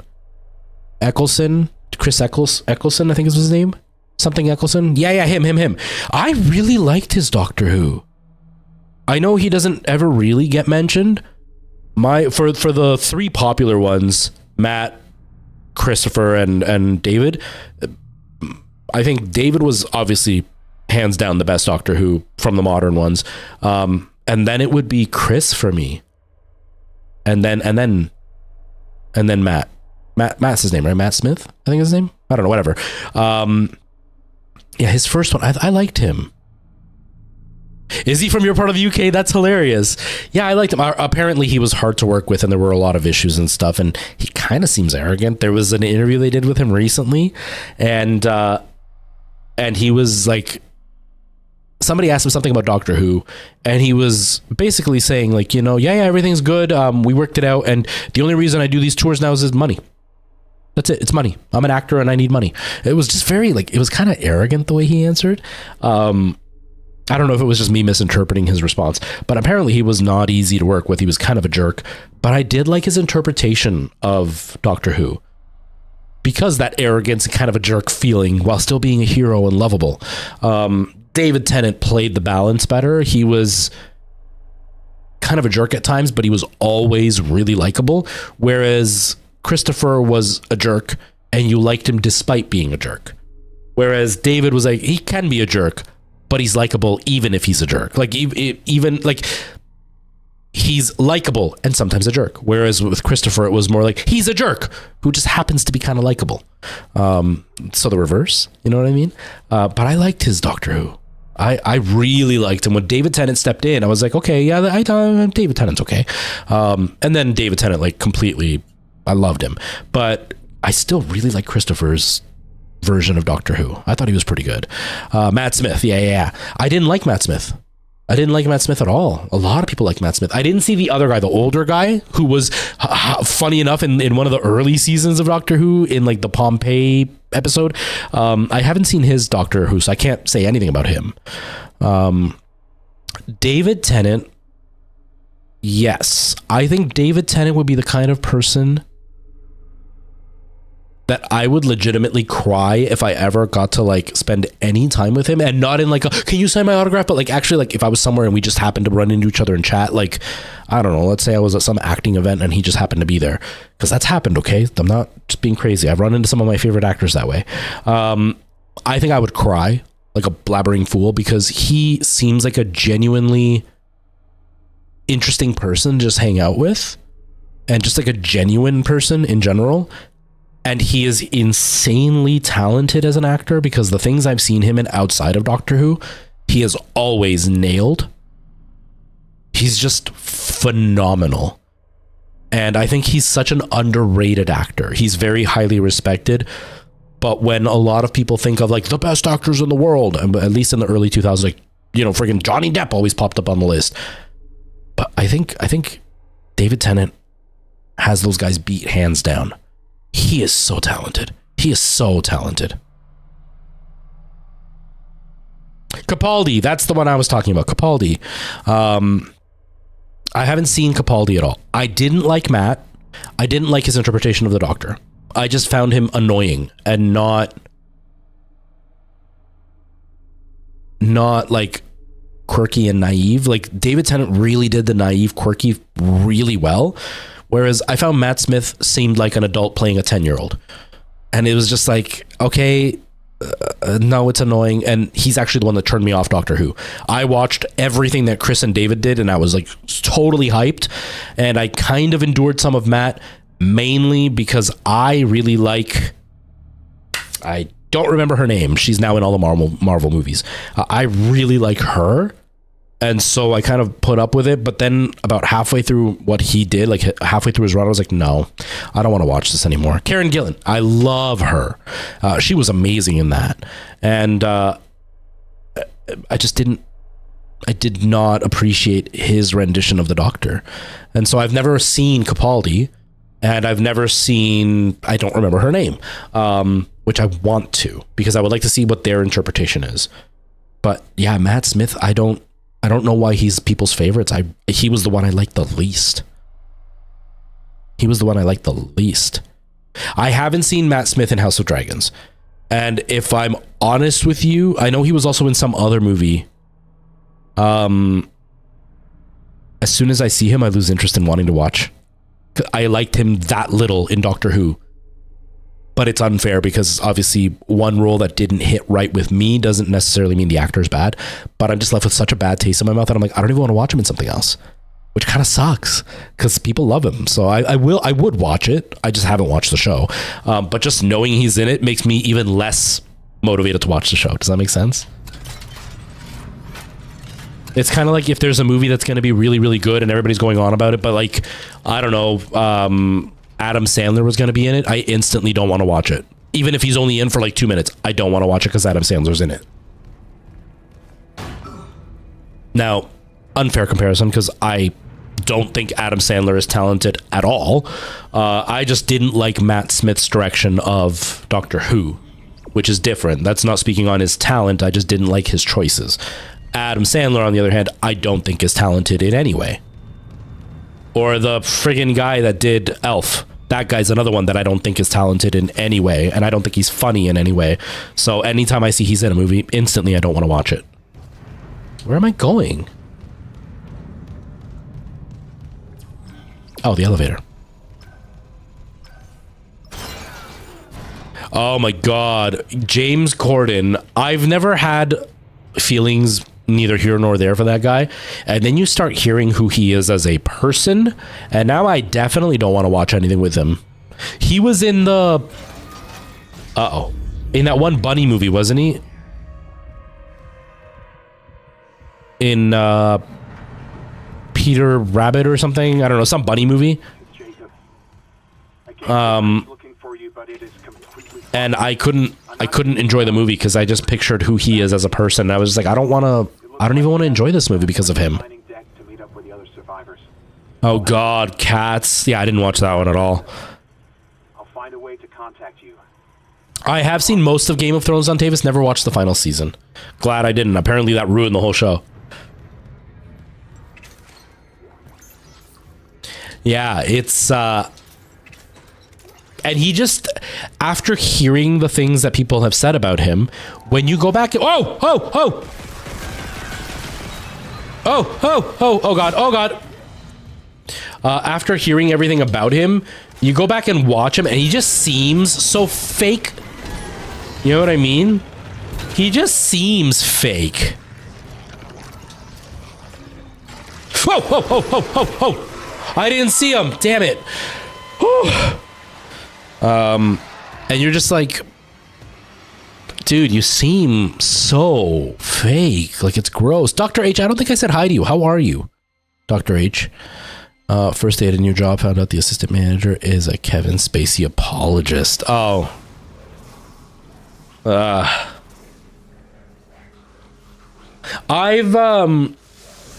Kevin Spacey is one of those people that I never had any kind of feelings towards. You know, like I didn't I didn't admire him as some like grand actor. We watched that movie that he did where he was the predator who was in love with his high school daughter's friend or whatever. That movie, American something, American Beauty, is that what it's called? And it was like, okay, fine, like it's a movie, cool. I like, we watched it for the artistic layers, like the scene changes and the way that the scenes were built up, and for that part of it, not for watching the acting. So I was kind of like, whatever. Then all that stuff came out about him and I'm just like, ugh. But that's as far as it goes for me. I'm just kind of, ugh. He wasn't significant in my life before, and so he's not significant in my life now. But now I'm just like, ugh. You know what I mean? It's kind of like the Kardashians, the worst people on the planet. They never mattered to me, and I hate having to hear about them because I don't care about them because they are the worthless people of our world. But they matter even less the more you hear about them. So the more I hear about them, the more I'm like, ugh. But that's as far as it goes because I don't even want to waste energy on these people. It taints those films. Yeah, it's kind of, we were talking about this before, Night Owl. I don't know if, were you here for that? I think you were here for that. Where it's like, that's where it gets that nuance between separating the artist from the art. Where like, part of it, you can't separate the artist from the art, so it taints things.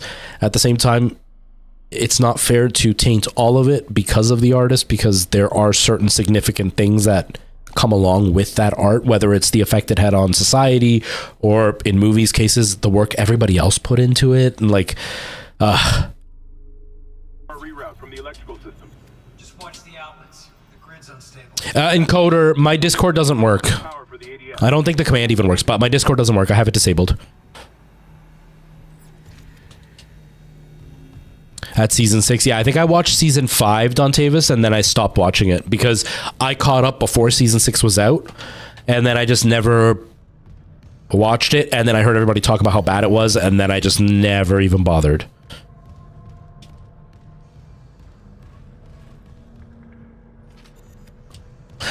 Yeah, Night Owl, absolutely. That's a huge part of it. If they're still alive and still benefiting, like it's the whole thing with Harry Potter, right? Like there's a huge significance for people of our age range. I never read them, so to me, Harry Potter has zero significance in my life. I no interest whatsoever. You know, Alana used to watch the movies all the time, and I still to this day haven't seen all of them. They have no significance, and because I wasn't connected to the books at all, when I watch the movies I just see a bunch of terrible child actors. They've gotten better now I love Radcliffe, whatever his name is, Daniel Radcliffe. I think he's a super talented actor, but they were child actors, and in the first couple of movies it's very obvious they were untrained child actors. But, you know, like I like Alan Rickman and all that. And there's a lot of talent house actors in the series, but I don't care. But it's kind of hard to support that book series when that wench is still alive and making money and rubbing it in people's faces that she's making money off of her own bigoted hate. So it's like there's a lot more of significance in supporting that. They're a fucking horror show. These things mold any dead tissue into a new form. One kind infects corpses. Yeah, he's willing to. He's not only a talented actor, but he's willing to take some of like the most frowned upon styles of script writing and own it, which makes his talent shine even more. Because like the Weird Al movie, any serious actor would have taken a second thought about maybe taking that role. Like they would have been like, it's the Weird Al movie. Like it's Weird Al, despite Weird Al being a musical genius in his own right. But then Daniel did it. And he freaking, I haven't watched the movie, but every clip that I've seen, he has rocked that freaking movie. Yeah, I like Daniel Radcliffe. I think he's awesome. Yeah, he's just, he does the art for the art, not for the money and credentials of it, which is the way art should be, right? It's what makes art so much more fun, is when it's done for the joy and the passion of it and not for the money. That's one of the reasons I don't like the Marvel thing, because when the Spider-Man movies were out before, and it was rare to see those kind of movies, and the people doing them either had no idea and wrecked it completely, or they were passionate about that brand, and so there was that passion behind it. And now it's just a money-making machine, and so for me it has zero passion and zero interest. Kind of like Call of Duty. The first couple of Call of Duties I liked, and now it's just about the money, so I have zero interest in them. It's kind of that mentality. But yeah, I think Daniel Radcliffe is awesome. But yeah, I'm not I've never been a fan of Harry Potter. I'm gonna run some diagnostics. It's just, to me, it's just, there are parts of it that I'm like, okay, that's kind of interesting. Like the idea of like a magical world and stuff like that. But it's just never been anything that I'm like, oh my God, this is amazing. Oh, I need to know every detail. I'm just kind of like, okay, yeah, that's a cool idea. So So it's never had an impact on me. I just never cared. And then you hear all the terrible things and I'm just like, oh, I really don't want to know anything about this. Cause like, no, gross. You're a horrible human. And at least be a horrible human and be quiet about it. But she's a horrible human. And then it's like, oh, let me wipe my tears with the money I made. Like, not only are you horrible, but you're proud to be horrible. Disgusting. So I don't even want to give them any money. You know, like it's like Notch, the guy from Minecraft, the Minecraft creator. He's not a good person. And he's said some pretty disgusting things. But then he got smart and realized maybe I should just shut my mouth. And now you don't really hear anything about him. I mean, I'm sure he's still saying his bull on the internet, but like nobody cares about him. He's still a billionaire and is still never going to have to worry ever again. And whatever we say isn't going to affect him in any way. But he's not constantly going out of his way to double down on his disgusting stuff to like own everybody, to own the haters. Whereas that's exactly what she does. And I'm just like, you're gross.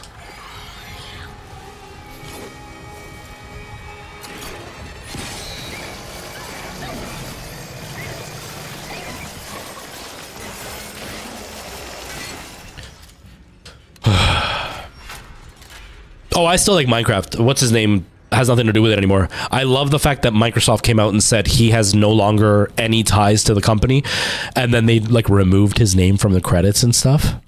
Good on Microsoft for that. I hate billion-dollar companies, but good on Microsoft for doing that. Level 3 security clearance required. Because this is the only way I can make it make sense in my brain. Night Owl just asked, why do terrible people always get the big platforms? Because to get that level of wealth and power and acknowledgement, as in having a big platform, you almost always have to be a terrible person. Because you can't become a billionaire by being a good person. You just can't. It's impossible. Millionaires, with the way the economy is now, that doesn't really apply to them anymore. Multi-millionaires, yeah. But you can't. So you have to have some level of psychotic mentality to be willing to abuse and rip off everybody below you to make yourself richer, even though you're richer than you will ever need to be in your life. To get a big platform, you have to almost, like a gigantic platform, you have to almost be so narcissistic that you will do anything you can to convince everybody how good you are. And it almost inherently means you will be a terrible person behind the scenes because you are willing to pretend to be something you're not just to get acknowledgement. So it's like, in my mind, the reason all the people with the big platforms are disgusting is because the only way you can get that big platform is by being disgusting. Not always, but very often. And it just sucks that we live in a world where that is something that is possible. It's gross. It's gross.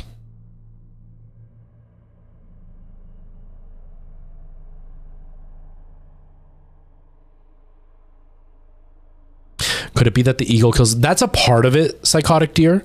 That's a part of it. Like with Notch, there was this great like 45-minute, maybe an hour-long video journal thing. I don't know, some guy who like talks about different drama in the internet and different like places, different communities and stuff. And he did one on Notch specifically. And through the whole thing, he talks about how Notch was passionate about games and he was, you know, really into the whole building a community and a place for people to express themselves and all this kind of stuff. And he had a lot of like older tweets where he was very like left leaning, where he was very progressive in his mentality, and then it changed and they went into dissecting it. And a part of it is, you know, you get to a point where you're so rich that everybody who talks to you almost always wants something from you. And so you start to distrust people and you start to feel alone. And then that's where you fall into that hateful mentality and that abusive mentality, because the only other people that you feel you connect with are people who are also alone, and they feed into their own hatred and bigotry and all that. And then you kind of fall headfirst into that. So that's a part of it. There was also a study that happened not too long ago where they gave a group of people a game board, Monopoly, to play. And they set up separate rules for them. So half of them played the game the way it was meant. And half of them played the game and they just doubled the amount of money everything that they earned was doubled. And so they were gonna win because they were gonna be making double the money that the regular person was gonna make. And at the end of the game, they had to answer a bunch of questions, and it resulted that the people who had the advantage of getting double the money had convinced themselves that they had earned it because they were better players, because they were smarter, because they were more strategic, when the reality was they were just making double the money. It had nothing to do with their skill and nothing to do with luck. They literally were making double the money, which made every decision easier. And so once you get to a certain level of power, and most of these people who get to that level of power started with some level of power because they're not just poor people with no money. They usually have some kind of connections in their family. They convince themselves that they're all powerful, and then they're able to just do whatever they want and nobody stops them, which leads to toxicity.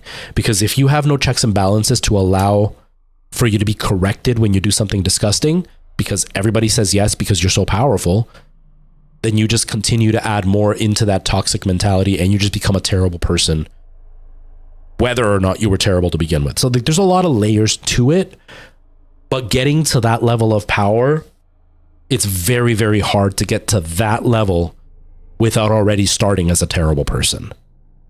It happens. Like I said, Notch didn't start off that way, and Notch wasn't super wealthy. He just made a game that happened to blow up in a way that nobody expected. And how many other indie devs have had that story where they start with nothing and then they blow up to be billionaires? It doesn't happen. So there are rare instances where they don't start off as a terrible person abusing people. He just had money thrown on his lap for work that he just did. But like Musk didn't earn a cent of what he does. Musk isn't a genius. Musk is one of the stupidest people on our planet who just happens to be very lucky in where he was born with the money that he had. And because he's willing to just abuse everybody, he's continued that wealth. But he is a stupid person, like objectively a stupid person. And so that's usually the story. It's not really that they work from nothing and get everything. It's more often than not, they're just terrible people who do everything it takes to get to that level. It's like when I sold cars. I don't think I'm a great person, but I'm not a terrible person. And I would sell enough cars to pay my bills. And I knew if I sold 2 more cars after all my bills were paid, I had spending money, and I was happy there. So I used to sell about 11 to 15 cars a month. That was all I wanted. And my mentality was, I'm satisfied with the money I'm earning. The other guys can sell the cars. If they want more money, they can go for it. They have families and stuff. I'm happy. My manager, who was a horrible human being, he used to come down on me because he thought that I was pathetic for not wanting to make more money and that I wasn't man enough to try to make more money. I don't want that money. So why does that make me a bad person? I am happy where I am. I don't need more money. But they didn't see it that way. And of course, he was loaded. And he ripped off a bunch of people and he treated me like crap. And so it's like inherently he was already that kind of person. So of course he had more money than me. I don't care about that stuff. I'm happy with just paying my bills and having a tiny bit of spending cash, you know?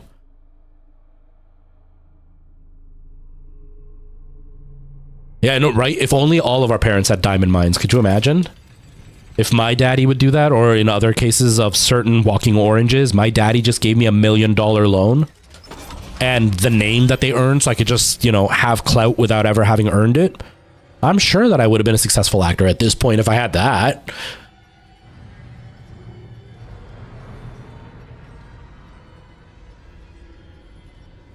Exactly, Night Owl. Exactly. Like, I would be happy to know that I will be able to retire. That would make me happy. But yeah, having my bills paid without worrying of like, ooh, if something goes bad next month, what bill will I not pay? No, I want my bills paid, and then that never becomes a concern. And then have cash enough to be able to do something like, hey, tonight I want to go out for dinner. Or, you know what? In 6 months, I want to go on vacation. So I just won't do anything extra for the next 6 months. So I'll have money to go on vacation. That would make me happy. I would be so happy with that. Or like, oh, my car broke down. It's okay. I've got a bit of cash. I can fix it. No problem. That's all I want.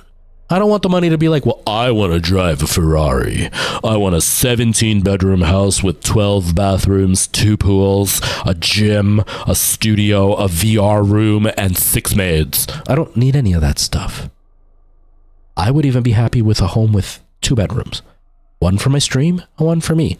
I'd be happy with that. My apartment now is bigger than what I need, but it's within my budget, so I'm okay with that. But like, that's all I want. And then if I had kids, it would be to have money so they're okay. The Churza with the raid. Hello, raiders. Welcome. How are you all? Thank you for the raid, everybody. I appreciate you being here. Welcome, welcome, welcome. How was your stream? What were you doing? What were you guys playing? Let me know. Tell me all about it. Tell me all about it, Churza. How are you?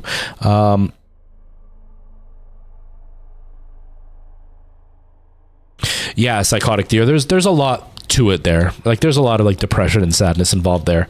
But some of them are genuinely happy people. They're just never satisfied, which I'm happy being satisfied. But Turtsa, how are you? Kent Agent, welcome. Real quick, since you guys just popped in. Hello, everybody. My name is Luis. This is Retro for the first time. I am a variety streamer. It is October, so we're doing scary games all month. Right now we're playing Dead Space.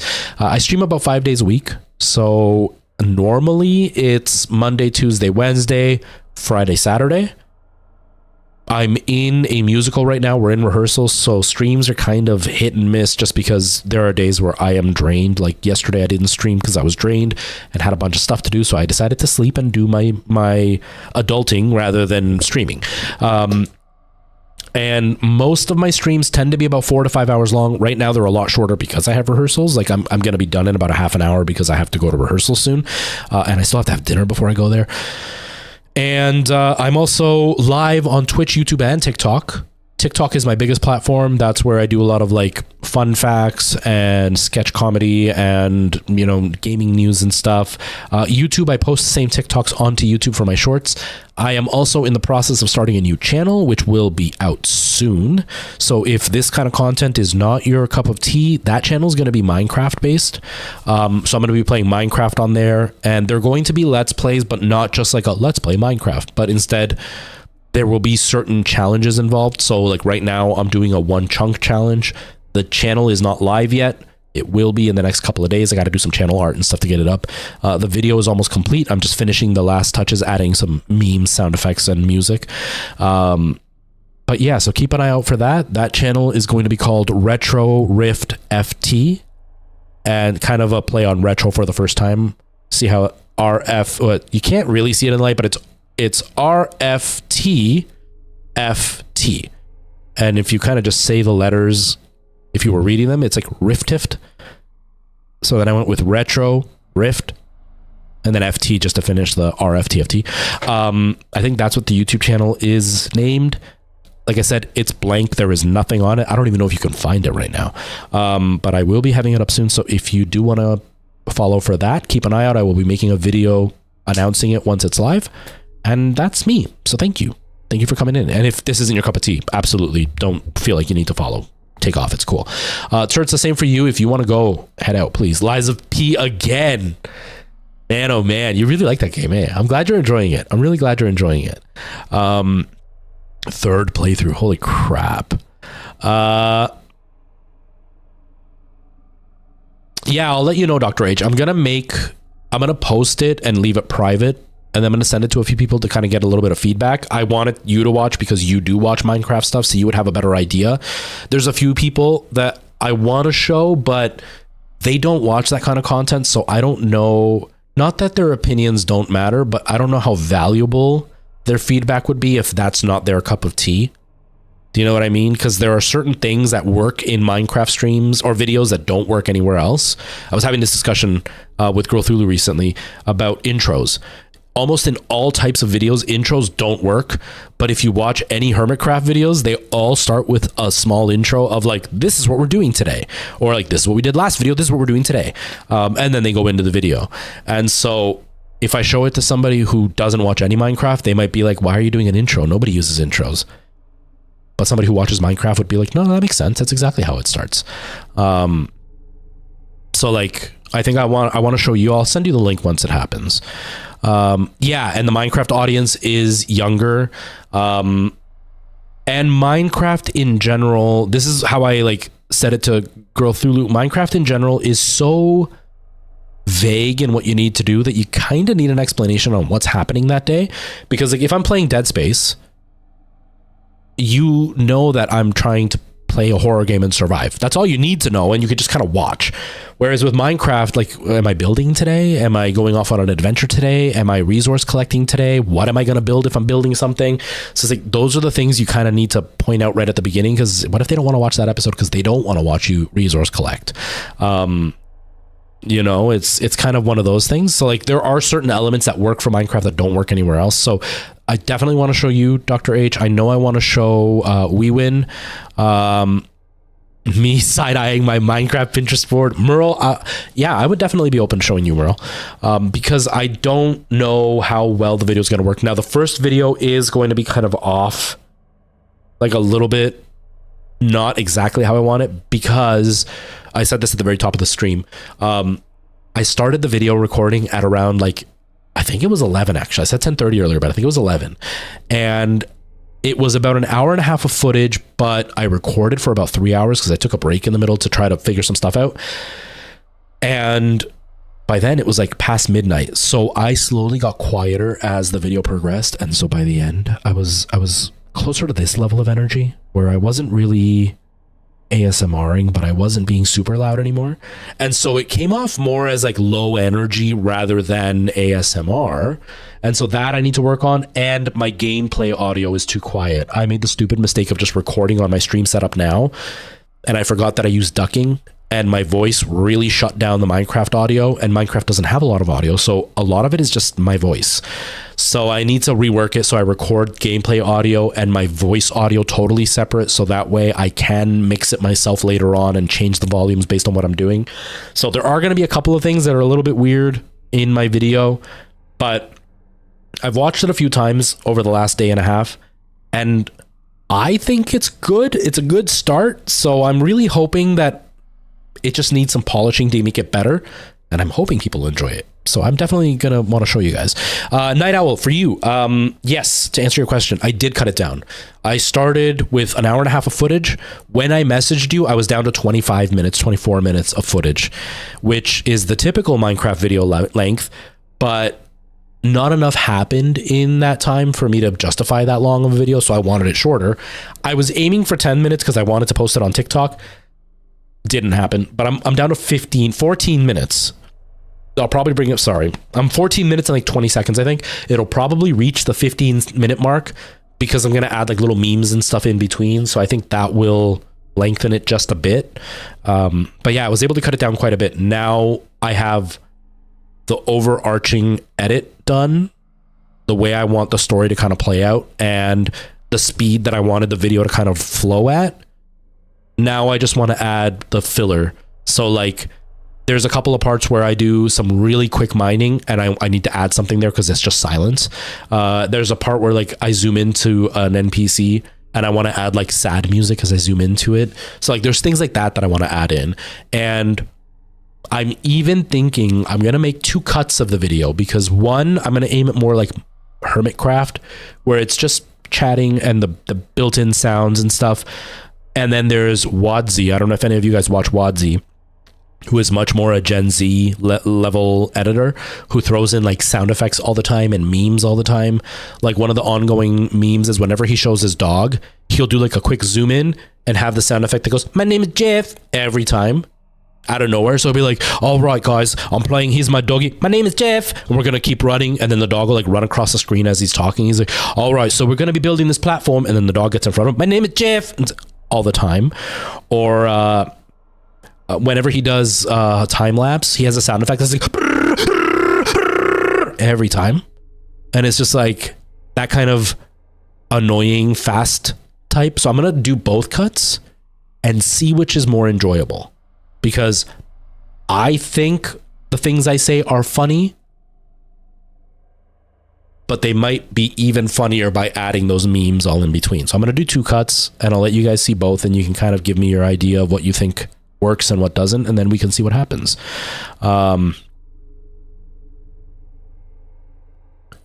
Exactly, Night Owl. That's kind of what I was. That's why I'm like, you know what, 15 minutes. Like I wanted 10, because I was like, I don't want it to be too long. I want it to be high paced, not like in your face, like TikTok level fast paced. But I wanted it to always be on the go, and so I was able to cut it down quite a bit. And the funny thing is, from 24 to 15 minutes, the only way that I cut it down was by first removing every time I repeated the same instruction of what I was going to do, and the fact that I pause all the time when I speak. I just remove the pauses, and it brought it down by 10 minutes. So I'm very interested. Yeah, and the 2 cuts to see what works, right? Because I also don't want it to feel fake. Because my first video is a little bit more like this and a little bit lower energy, it's going to be kind of weird having memes in between. So I don't know if it's going to come off weird or if it's going to work, but obviously if I bring up my energy, it'll work even better. Because if it works, I don't mind doing the memes because I do want it to be kind of quirky and funny. But I also don't want it to be fake. I want it to just be me. So that's the plan. That's the plan anyway. But yes, everybody who came in on the raid, I really appreciate it. Sorry, I just kind of went on a tangent. That happens a lot here, by the way. But yeah, let's continue. Yeah, Night Owl. And that's why I watch these Hermitcraft guys. Like I put them on and I just listen to them. And then there are episodes where wild stuff happens and then those have me hooked and I'm watching the whole time. But the rest of the time, I'm just kind of listening to it. It's kind of just on as I'm doing stuff. And I'll look at the screen as things happen so I can see what they're doing. But it's just like really chill and fun. It's just like a bunch of friends just hanging out. So I like that.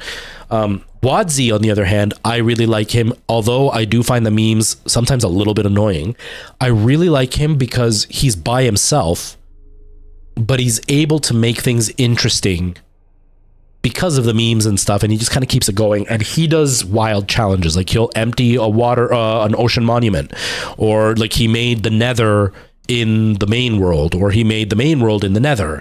And you know, the one chunk challenge that I'm doing, he did that too. He never finished it, which is why I'm doing, because I want the ending. And so like there's something interesting going on his own, and so I want to do something like that. I like that until I make Minecraft friends that I can make content with on a regular basis. I have to find something for myself. So it's like I'm gonna do Wadzi's style, but I want to try his editing style and Hermitcraft's editing style and see what works better, you know, because I definitely like that background chill stuff. Luke, hello, how's it going? Welcome. How are you? Sorry guys, I was way off on a tangent there. I didn't intend that.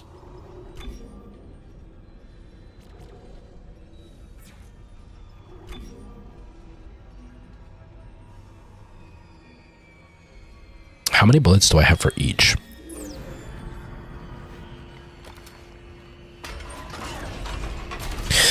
Yes. So that would be kind of one of the other ideas. Like I want to do like 100 hours in hardcore and do one of those. Another one that I want to try is like Minecraft, but I only go in a straight line. Or I want to have an overall hardcore world and then do like have different challenges in that hardcore world. So it's kind of like if something goes wrong, I lose everything, but every challenge will be different.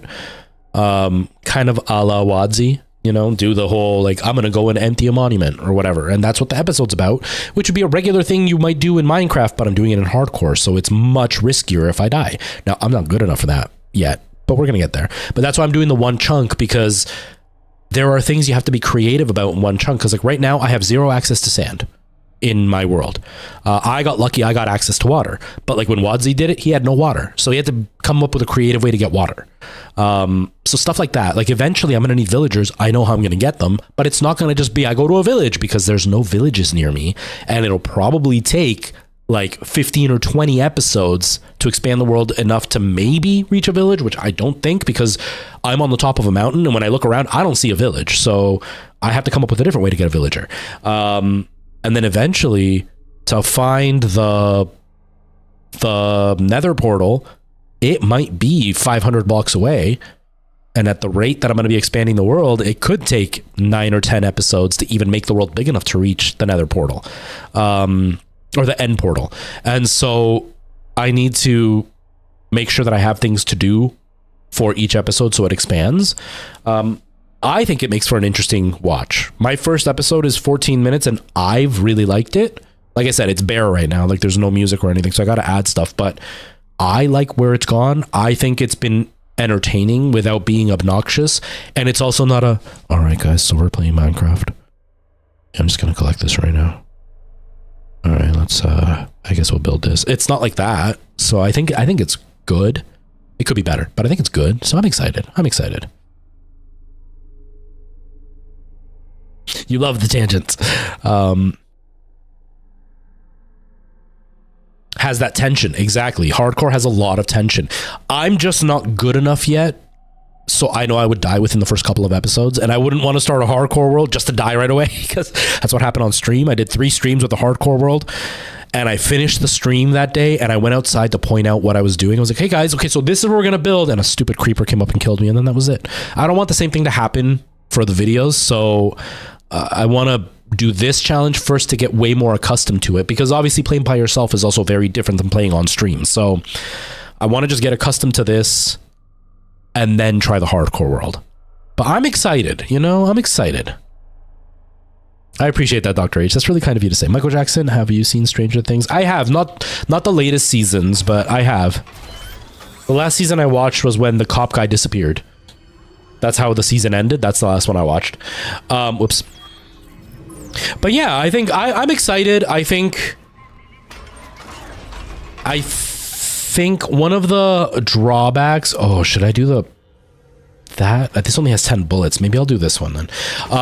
One of the drawbacks to my stream that a lot of people who are here right now like, but other people don't necessarily like, is how talkative I am. I talk a lot on stream, and because I talk a lot on stream, it can really slow the pace down of the gameplay. And the nice thing with the videos is there's nobody to talk to, so I can concentrate on my gameplay and actually do interesting things. And because I'm already talkative, I'm very good at responding to what's happening on the game at that moment. You know what I mean? Like I can very quickly make a funny remark or like be sarcastic about what I just saw on screen. And that's one of the things that my video has a lot of, is moments of me kind of doubting myself, but I do it in a very public way, which adds to the character that I'm having. Like there's one part where I'm sitting there and I'm debating whether I should make a bucket or not. And it's just very much like, should I? I don't know. What do you guys think? Should I? No, maybe, I don't know. And it's the mind thought, like the mind process I go through, but I'm able to do that in video and I'm not actually talking to anybody. Whereas right now, if I say that, I'm waiting for a response. So that slows it down. Whereas in the video, I'm still playing and I'm able to do it. And so I feel like I have the right personality to be able to do something like this. I just don't know how in touch I am with the editing style needed. Because obviously everybody and their mom has tried to be a Minecraft streamer or video maker, and most people fail. And so I'm not expecting to be like the next Grian or Mumbo Jumbo or any of them, or I was gonna say Cloud. What's his name? I don't know. The guy with the stickman figure as his thing. I'm not trying to be one of them, but it would be nice to have something that I really enjoy and have an audience that would enjoy it as well. Because Minecraft didn't work on this channel. So we'll see. We'll see what happens. Right? You may watch it and be like, oh, this is terrible. This is not good Minecraft content. And my feelings would be hurt. But obviously, that's kind of what comes with the territory, right? Like, you need to consider that you may not be a right fit for that type of content. But I feel like I might be. I feel like I might be the right fit.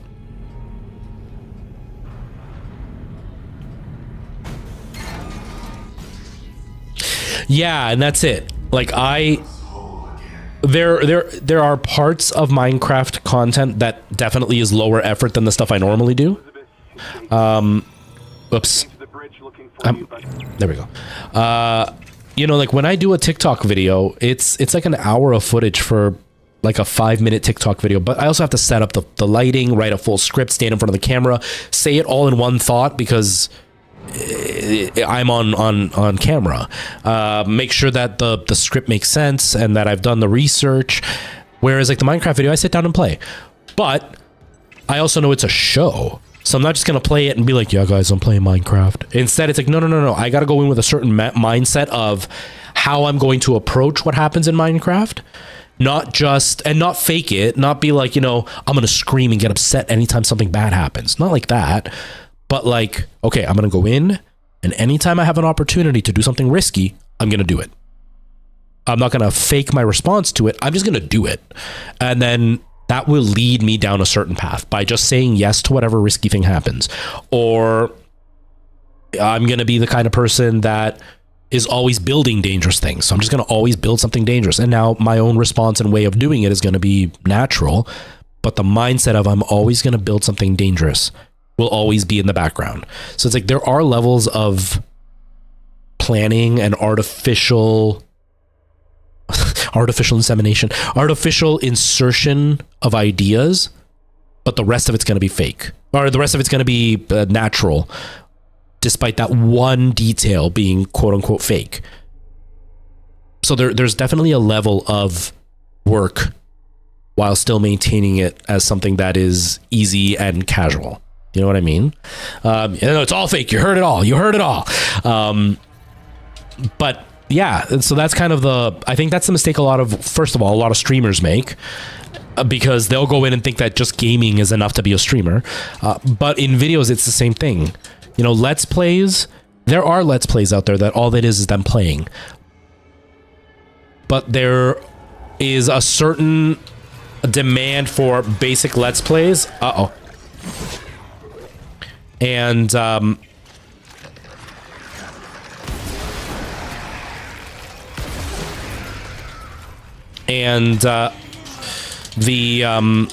thing that a lot of people don't realize is that's a very, very small market for like plain let's plays.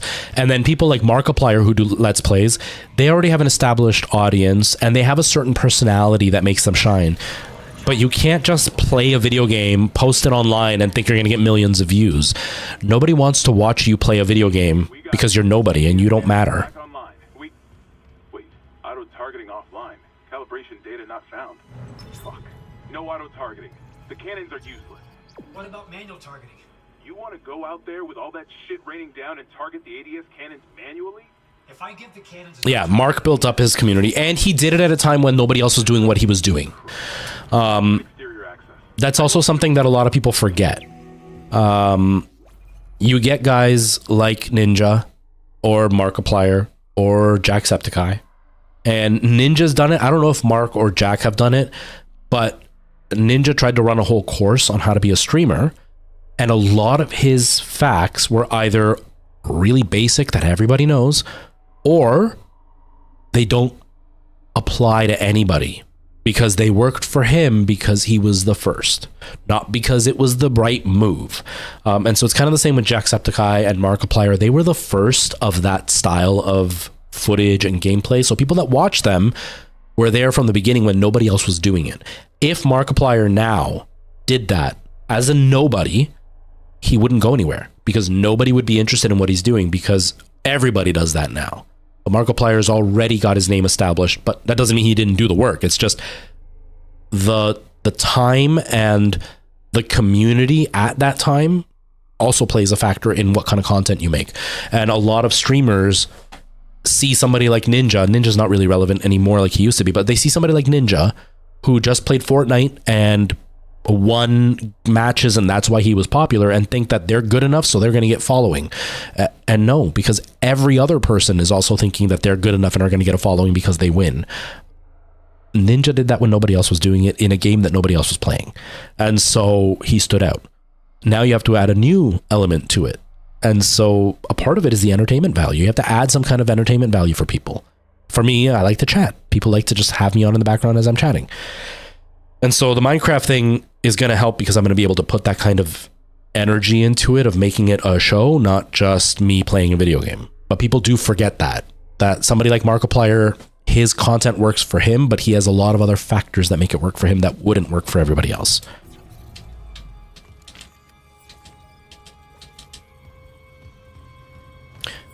Yeah, that's been getting a lot of popularity too. I've been seeing some people playing like random horror games or horror games that nobody's ever heard of. And I think that's a really interesting concept. That's a really interesting concept for sure. What? That was weird. Jeez, Dr. H, you're gonna make me blush. Yeah, more often than not, it takes years to have what Mark has, and if you do get it before years go by, it usually dies just as quickly as you get it. Somebody like Mark, or Jacksepticeye, or Mr. Beast, not Mr. Beast, he's a totally different type of enigma, or PewDiePie, they have, they may not be like the poster boys anymore of YouTube, but they've done such a large amount of work that they don't need to be the poster boys. They've got a big enough audience that they don't need to grow anymore. Of course, they always want to grow, but they don't need to grow anymore. And they've made enough money that even if they stop doing it today, they're set. So that doesn't happen often because most people who become famous nowadays, they do it in like a viral way. Whereas like Markiplier, Jacksepticeye, PewDiePie, they built up over time. And whether you're fans of them or not, like I don't really care about Markiplier or Jacksepticeye. I know who they are because I'm in the streaming world, but I don't really care about their content. I don't enjoy it when I watch it. It's just not my type of content. But they put that effort in and they treat it like a business. They don't just treat it like I am playing video games and people are going to watch me just because I'm so cool. They think like business people do. They think like entertainers do. And so there's a lot to it that I think a lot of streamers and content creators don't realize. They just think that they're just getting in front of the camera and playing and they're naturally funny, so that's good enough. And it's not. It's not. It just really doesn't do anything. Yes, Nikki, go to sleep. I'm done anyway, so you're not missing anything. I'm gonna talk for 10 more minutes and then I'm done. I got to make dinner and then I got to go to rehearsals. Yeah, and that's it. They also understand that they got to give back to the community. They're there for the community. You know, they also had the big benefit that they shine because they're passionate about what they do. They're not just doing it for money. You know what I mean? Like you can see some creators that's like, you're just there for the money. You're not actually passionate about this stuff.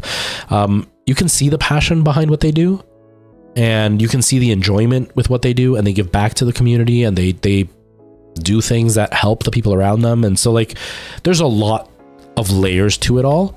I do think they are smart men. Whether or not this is what they did, I think they would have been successful in something because they are smart men. I lack that intelligence, but I feel like I have the entertainment value, so hopefully I'll learn the other parts of it. But yeah, I think there's a lot to it. Just, it's so easy to make content now that creators who are new think that all it takes is just going live and it's enough. And there's so much more. It's like, I always bring up Kadea. Kadea is one of the smartest people I know when it comes to like business and branding and putting herself out there. And it shows in her success level because she's not doing anything that I would say is revolutionary in any real big way. You know, she's not doing something that everybody's like, oh my God, have you seen what Kadea's doing? None of that. She's doing what pretty much anybody else could do, but she is so smart. She knows how to do it in the most efficient and successful way possible and in the best way to make her shine. So she's just entertaining to watch. She is one of the smartest people I know. I rack my brain watching her content going, what is it that she sees that makes this so much better for her? Like what is she looking at? Like, is she looking at the numbers? Is she looking at the comments? Like how does she observe her own work in order to make decisions? That's what I'm getting at. I love her. I think she's awesome. So I sometimes message. I had messaged her a few times. It's been about a year since I've messaged her. Something had happened. She was getting attacked by somebody and I messaged her. And then we didn't talk after that.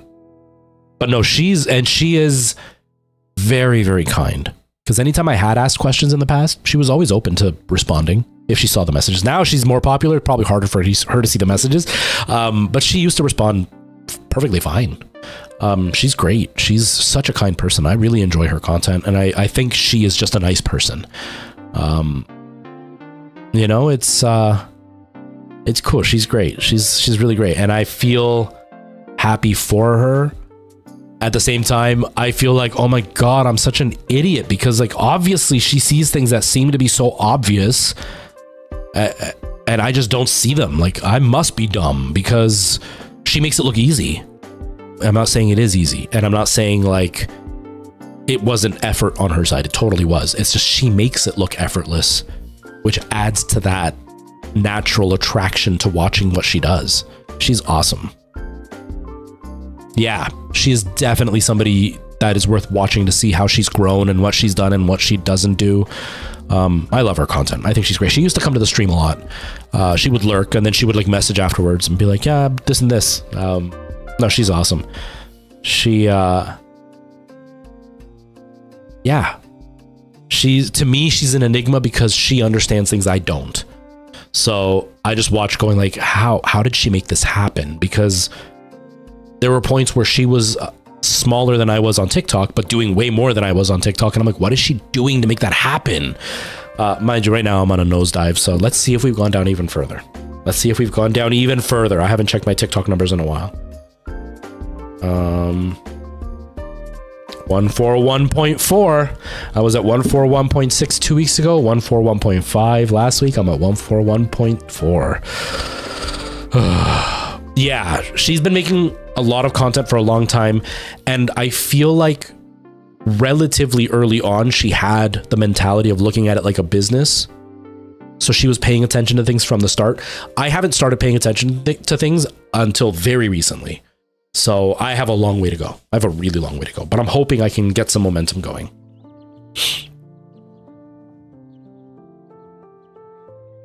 Yeah, and I think that's a big part of it, Night Owl, is reaching out to people. I think reaching out is a big part. I don't do any of that right now. But a big part of it is my own insecurity because my numbers are nosediving. And it's really hard to convince somebody when your numbers are on a downward slope. Like, you know, hey, I want to do some stuff with your brand.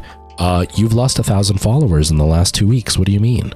That has me kind of like, because I'm like, no, my content's good though. It's just, I don't know what's going on that my content's in a severe nosedive. I'm kind of hopeful that this whole Minecraft thing will give me another venue to be able to kind of reach out to companies, but we'll see. I don't know. Yeah, Dr. H. And the thing is, they're not just going down a little bit. Like, I've had big hits happen. Like, I think the biggest I lost was about 3,000 followers in one night, but it was very obvious it was purging of empty accounts. And then I'll occasionally get like, 100 followers here, 1,000 followers there, just randomly, but it happens all in like a night. I have been in a steady decline for the last 3 months, and it has been a very, very continual one because I started at 142,000.6. And now I'm at 141.4. I've lost, what is that? 1,200 followers. So it's just declining without any rhyme or reason because my videos are not performing any significantly worse than they always have.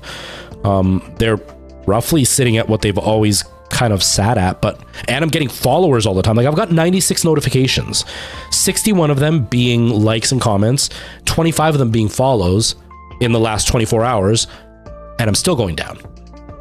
So if I'm gaining 25 followers, let's say in a night, but I'm still going down at about the rate of 150 a week, I'm losing more than I'm gaining. Which means I'm losing more than 20 followers a day because I'm gaining 20 followers a day and I'm still on the down. So like it's a bummer. It's a bummer. Yeah, and the community strikes can totally like kill a channel.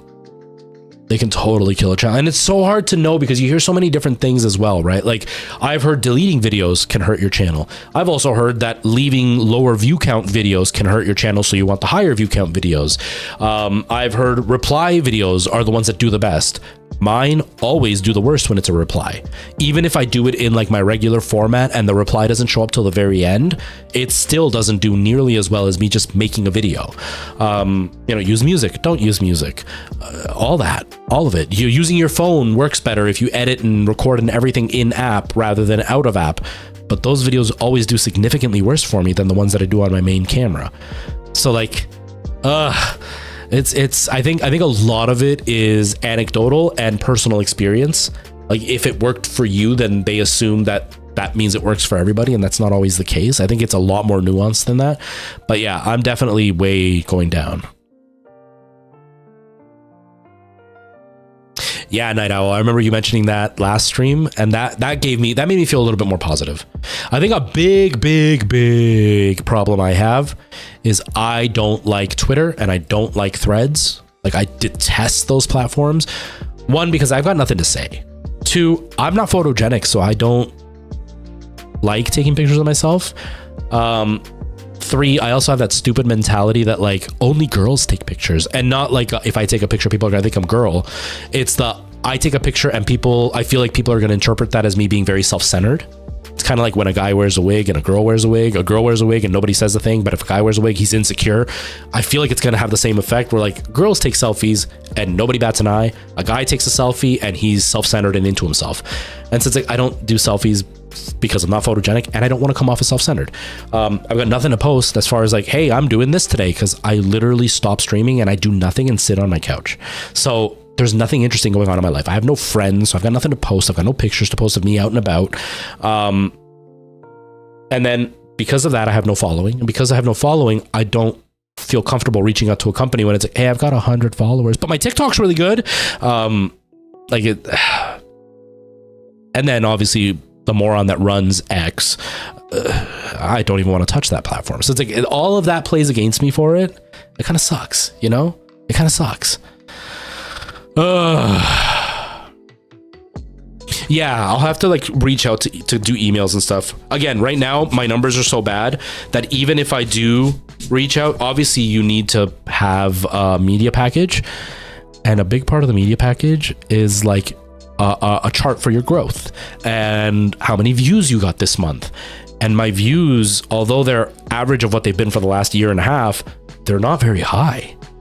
Like, can I even see? I don't know if I can see it. Let me see if I can see it real quick. But like if I do a chart for my growth, my growth is on a decline, so it's actually on a downward slope. That doesn't look good. Be like, hey guys, want to work with me? Look at this slope. You can go skiing on this slope. Like, it's almost to the point where even skiing would be too dangerous on this slope. You're gonna need to like, Sylvester Stallone mountain climb this thing. For those who don't know, there's a movie from the 90s called Cliffhanger. Sylvester Stallone climb mountains. And that's like really unnerving because they want those media packages. And how do I make my media package look good when everything's on the decline right now? You made a joke and now it's under moderation? 400K this month. Yeah, I don't even know what mine are at. Let me see if I can find it here. Okay, analytics.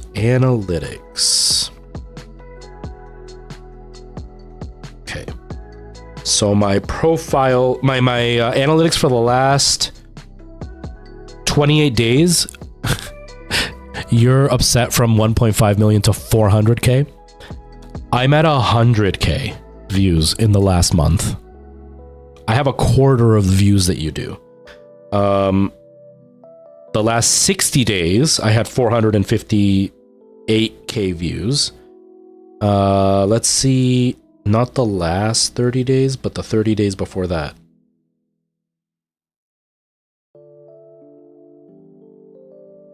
Select an end date right here. No. This? Oh, I can't go that far. Okay. Apparently I can only do 60 days. So let's do the 30 days before that. I was at 252K. So I've dropped about 60K views. But my net followers in the last 60 days, I've lost 73 followers in the last 60 days. So like I'm on a huge decline. So in the last 30 days, I lost 67,000 views. I lost 300 profile views. I lost 9,000 likes. I lost 400 comments. I lost 56,000 viewers. And I lost 135 shares. So not a single positive. Not a single uptick. All of it in the negatives. And so how do I send a media package to a company when all of it is a decline? All of it is a downslope. All of it is doing worse than before.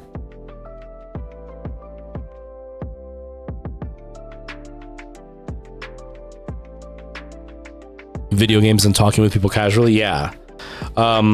Yeah. So it's like, it's hard for me to want to reach out to people when I'm in a huge decline overall and I don't know what to do.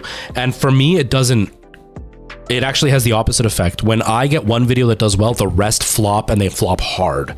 Like I had my Baldur's Gate video, 92,000 views. The very next group, 5,000, 8,000, 3,000, 4,000, 2,000, 3,000, 3,000, 2,000, 1,000.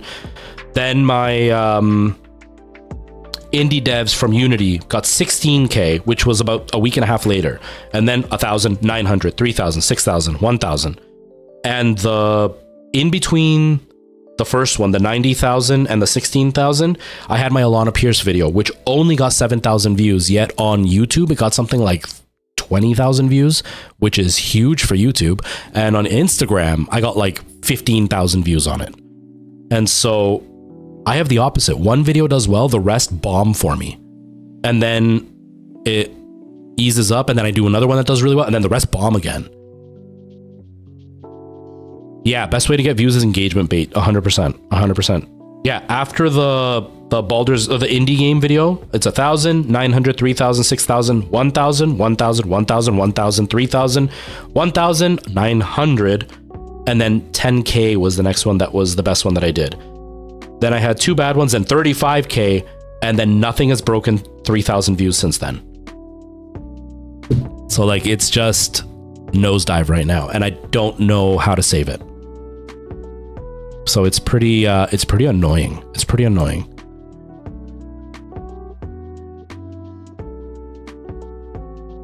Yeah, and that's exactly it, Dr. H. Like how you were saying, the people saying they already did this, it's exactly it. It's rage bait. It's just making people angry, and that will get you a ton of views. And sometimes I go for it, but it can be really hard on your mental health sometimes. It can be really hard to deal with when you have people attacking you all day long, because like I'll check my TikTok and I'll have like, 1,000 notifications, like 99 plus notifications, and I'll click it and it'll show me a whole bunch of likes. But I like to respond to people that comment when they're, fans. But when you get like 100 comments and 99 of them are talking about how like you're ugly or you're stupid or you're a moron, or they talk in a really condescending way, it just eventually like eats away at you until like the 100th comment, you're just like, oh my God, screw you, man. Now I got to comment back because I'm so frustrated. And so it's like, is it worth the views to be miserable for the next 3 days while these alerts keep going off? Because you have to pay $5 for it. Yeah, they get really mad. They get really, really freaking mad. My favorite is when people argue with me about my own argument. That's my favorite. And not to contradict me. Not like saying, actually, you're wrong because this. I'll literally say, hey guys, I like apple pie because it got apples. And they'll be like, what's wrong with you? Apple pie is great because it has apples. That's what I said.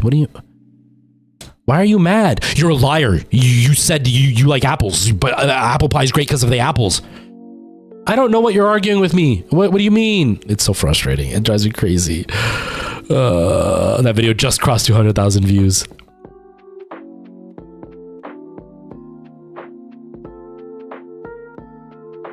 It's just like old Call of Duty talk. Yeah, and sometimes I'll leave them, but I leave them when it's a hateful person that's left a hateful comment, or they say something hateful in their video, and then I'll leave a hateful comment calling them out for being morons. But that's almost like fight fire with fire type of mentality. But yeah, like if I see something that I think is really stupid, I'm just like, oh, you're an idiot, and I just block them. Like there's this guy Minty who, that's what he does. He farms rage. And that's what all of his videos are, is him just farming rage because he is boring as a creator. His girlfriend followed me for a bit and I removed her following. She might even like see this on TikTok. I don't know. But he's a boring generic streamer. Like he's got no saving attributes that make him worthwhile.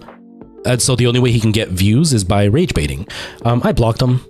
There were a few times I made videos calling him out just because like, dude, don't listen to his BS. He's lying just to get people mad. But I blocked him because it's stupid. So I'll never like really comment on somebody for being an idiot unless they're being like a toxic style idiot. Right. And I did one time make a video that was me being negative and being toxic just for the sake of being toxic. There was no point in what I was saying because there was a guy who made a video on the PSVR 2, his review about why it sucked, and then all his criticisms were literally about just VR. Like, you have to wear a helmet while you're playing. Who wants to wear a helmet while you're playing? You have to actually like pull back the bowstring to hit the bow and arrow. Like, I want to just push a button. I don't want to stand up while playing. That's what VR is.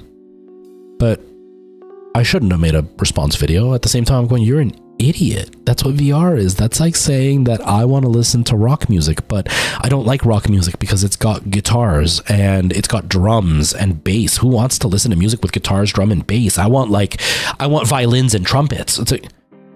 But that's generally that's not what rock music is. So why are you upset that rock music isn't something that you don't like and criticize it for being exactly what it is? It's weird. Exactly. So don't play VR. Like, there are days where I don't want to stand up and play. There have been plenty of times that I'm like, VR tomorrow, and then I don't do it because I don't want to stand up and play. But if I put on my VR headset, I'm doing it because I want to stand up and play, or because I want to use my hands and actually move around, because I want to wear a mask on my head and have it immerse me.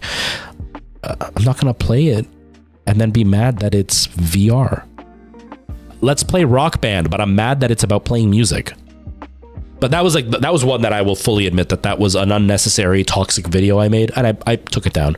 But most of the time, yeah, I'm like, why? That was like that jackass from Australia.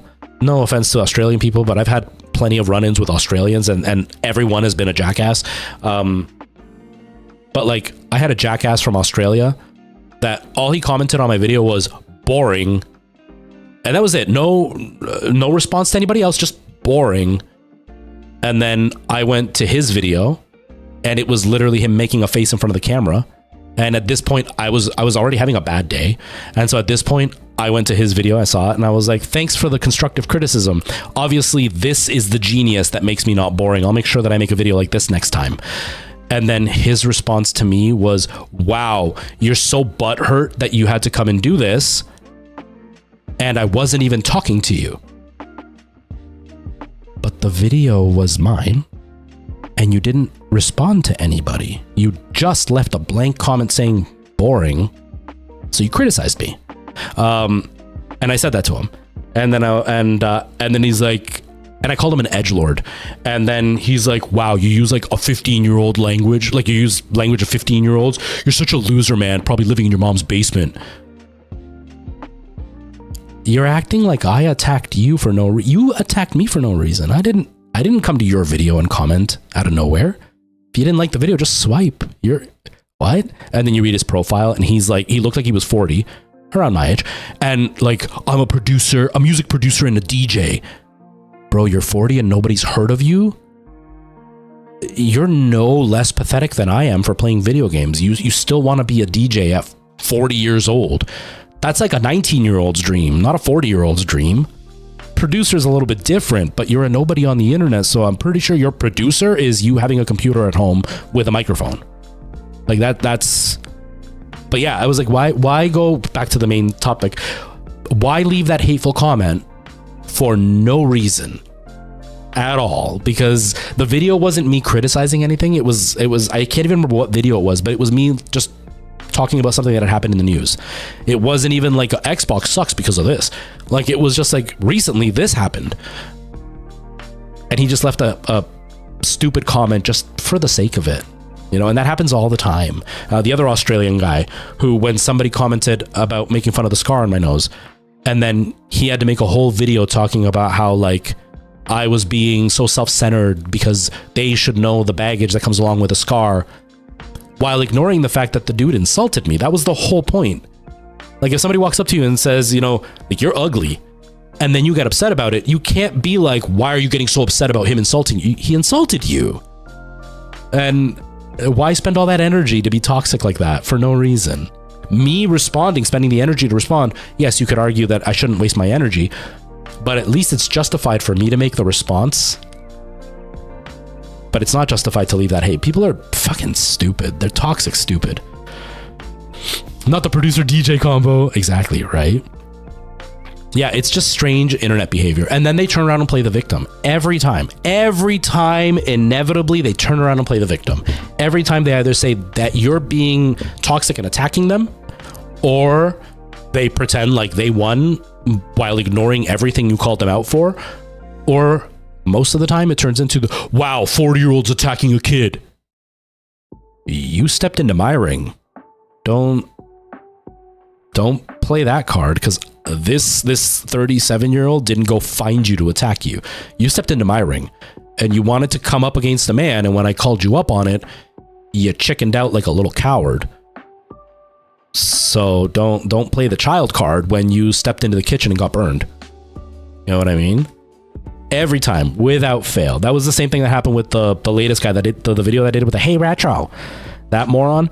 I did my video doing the Hey Retro thing, and then his final response to me was, you're actually so damn cringing. Didn't even get cringe out. You're so damn cringing. I'm sorry you don't trust my source.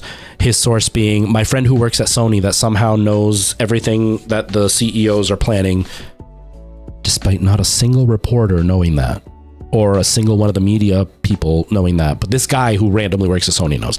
But like, he can't even acknowledge that I proved him wrong at every turn. Instead, it's just, wow, you're so cringe. Because I called you out? It's stupid. It's stupid. Internet is full of morons. It's so frustrating at times. But yeah, so back to the rage bait thing. That's why the rage bait thing is hard, because then that's what you're surrounded by. And it's so hard to deal with. Oh, man. Master Chief is... Yeah, for sure. Absolutely. Exactly, Night Owl. And that was exactly it. Hammer, welcome back. And that was exactly it. And that was the point of my original video, right? Because I saw this guy, I had mentioned him before, where he covers news, and I don't really, he gives me a weird vibe. Just seeing him gives me a weird vibe. And then I saw him doing one of those NPC streams where he was in his underwear and he painted himself green. It was just, it was really cringe. And for a guy with like 1 million+ followers to resort to that for money, just, he doesn't give me a good vibe. And he did a video about the Sony hack and was like having a meltdown about like 6,000 accounts got stolen, everybody. They hacked 6,000 accounts. Like, oh my God. And first of all, it's 6,000 files, not 6,000 accounts. Second of all, none of it has actually been confirmed. Third of all, even if it is real, 6,000 accounts out of millions is a very tiny number. Yes, it sucks for those 6,000 people, but it's not the end of the world. That many accounts get hacked on all platforms all the time. That's a regular thing. So my video was in response to something like that, and basically being like, guys, we don't actually know what's happening because Sony hasn't acknowledged it outside of we're looking into it. And the hackers are fighting amongst themselves. One group saying we did it, the other group saying no, we did it, and both groups saying they didn't do what they said they did. So nobody knows. That was my whole video, is guys, don't take this clickbait crap. We don't know yet.